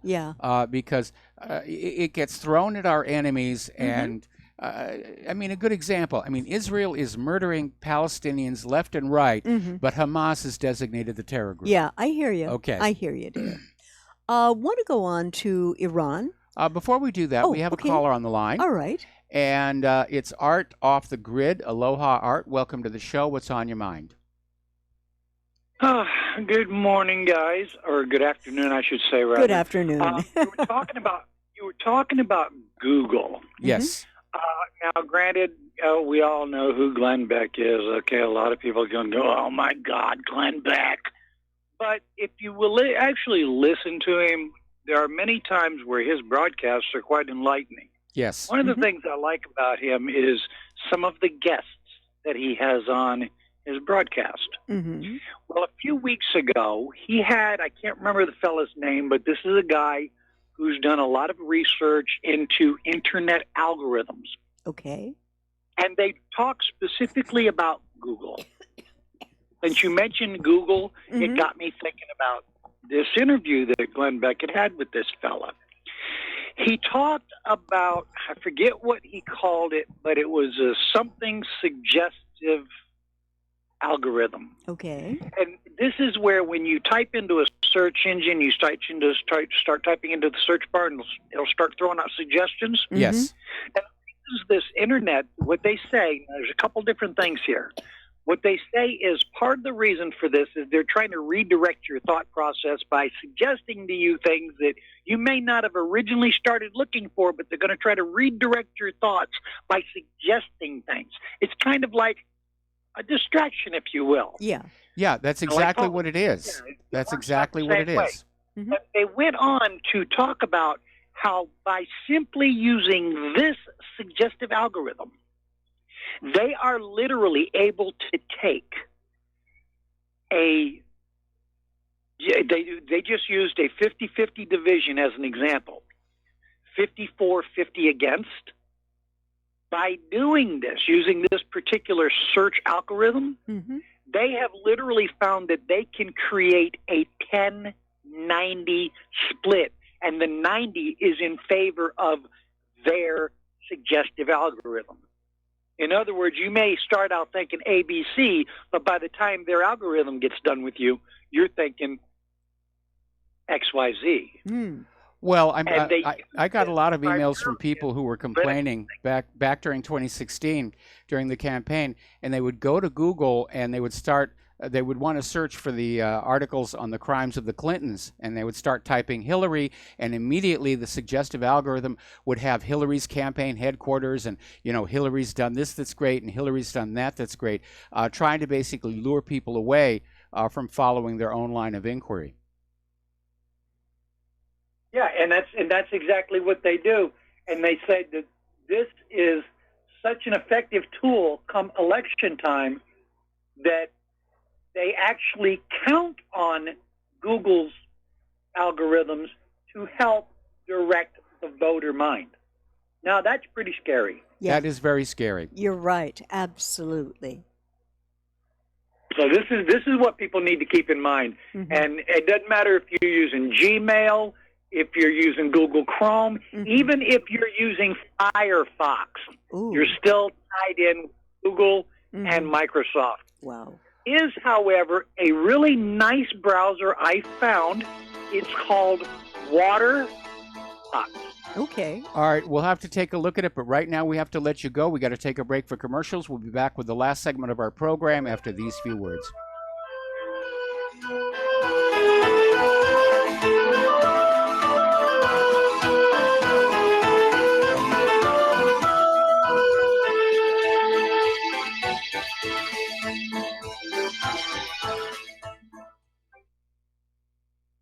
Ladies and gentlemen, J.R. Moore here. As most of you know, my regular listeners, I offer energy cleaners for sale at my website.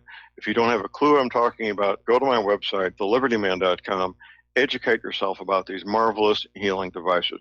We focus on pain mitigation and getting a great night's sleep. Arthritis pain, joint pain, back pain, doesn't matter. Keep in mind, I offer from me to you personally a 30-day money-back guarantee. That's what I do. Energy cleaners, $285, shipping included to American zip codes. You can educate yourself all about the energy cleaner right there at my website, the patent application, the wonderful testimonials. Be sure and check out the factory-made fitted mattress pads to go with the energy cleaner. Now, I offer from me to you personally a 30-day money-back guarantee. That's what I do.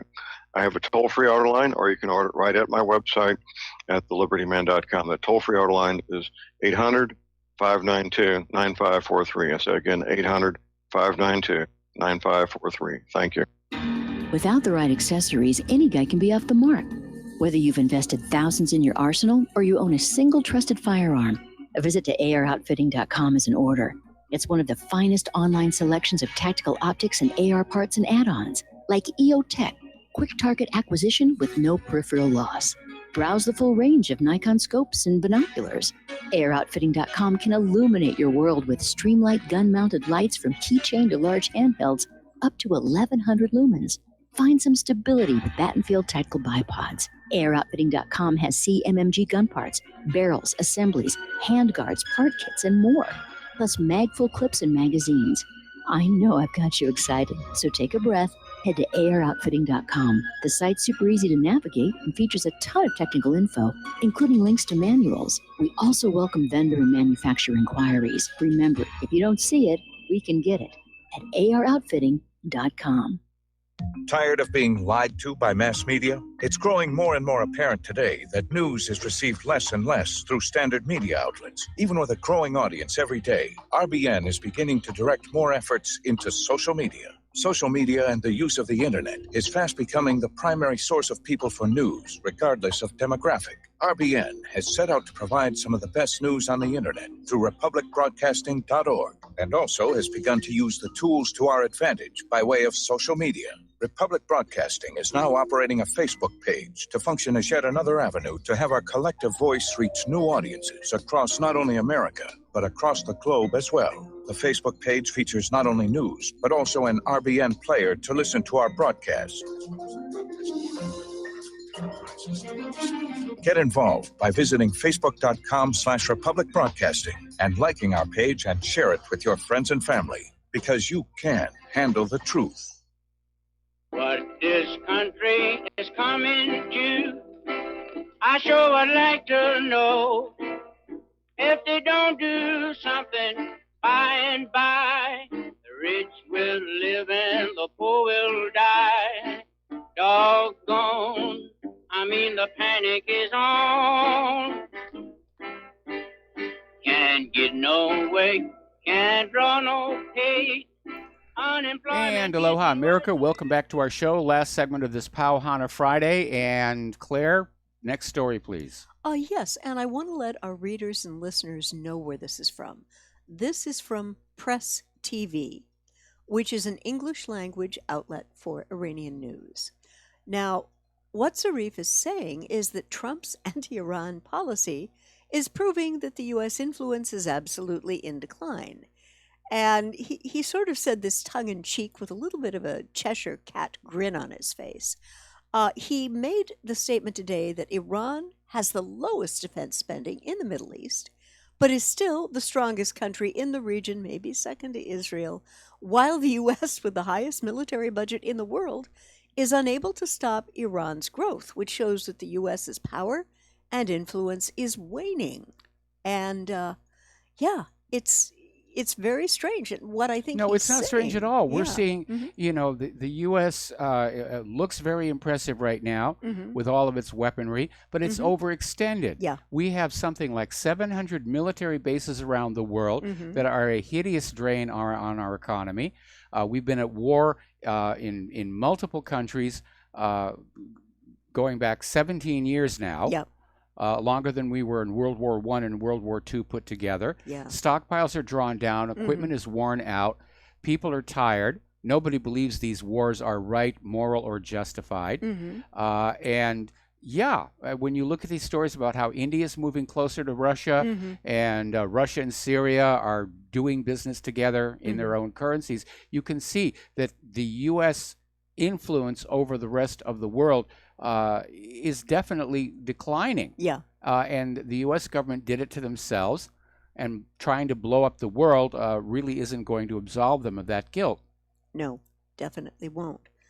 But it seems as though there is a mindset in D.C. that the only way to do something is through military violence, military action, when there are really a whole lot of other possible ways you could be approaching an issue. Well, unfortunately, the U.S. government's attitude right now seems to be shoot first and ask questions later. Yeah. Or actually, it's tell a lie, then shoot, then ask questions later. Right. There was another article that kind of tailed into this, and I believe it was from Tyler Durden. That would be Zero Hedge. The America Last Express hurtles on, Saudi Arabia, INF, and Ukraine. And they're talking about how candidate Trump's promised America first has seemed to crumble into little tiny bits and pieces. And he had nothing to work with. yeah, absolutely. And any realistic notion of American national interest comes last after the priorities of, well, pretty much everyone else with a leverage in Washington. Israel, big pharma, Yeah. big oil, Yeah. big guns. Yeah, and then he says something that's a killer line. Vladimir Putin's high five to crown pariah MBS at the G20 amid the fall outrage. Come on, does anyone think really that MBS was the only killer in that room? Absolutely not. And Oh, there's heck. the music, unfortunately. All right. Uh-huh. We have run out of time. Yes. Please stay tuned for John Stadmiller. I'm sure he's got a lot of interesting things to share with you. Please take what you learned here, share it with everyone that you know, put it on hard copy, have a face-to-face conversation, bring back the art of the conversation. Yes. Okay. For one thing, you won't wreck your neck constantly leaning over your electronic device here. So please donate to Republic Broadcasting. Please donate to whatreallyhappened.com, and have a really good and safe weekend. We'll be back on Monday. Aloha, America.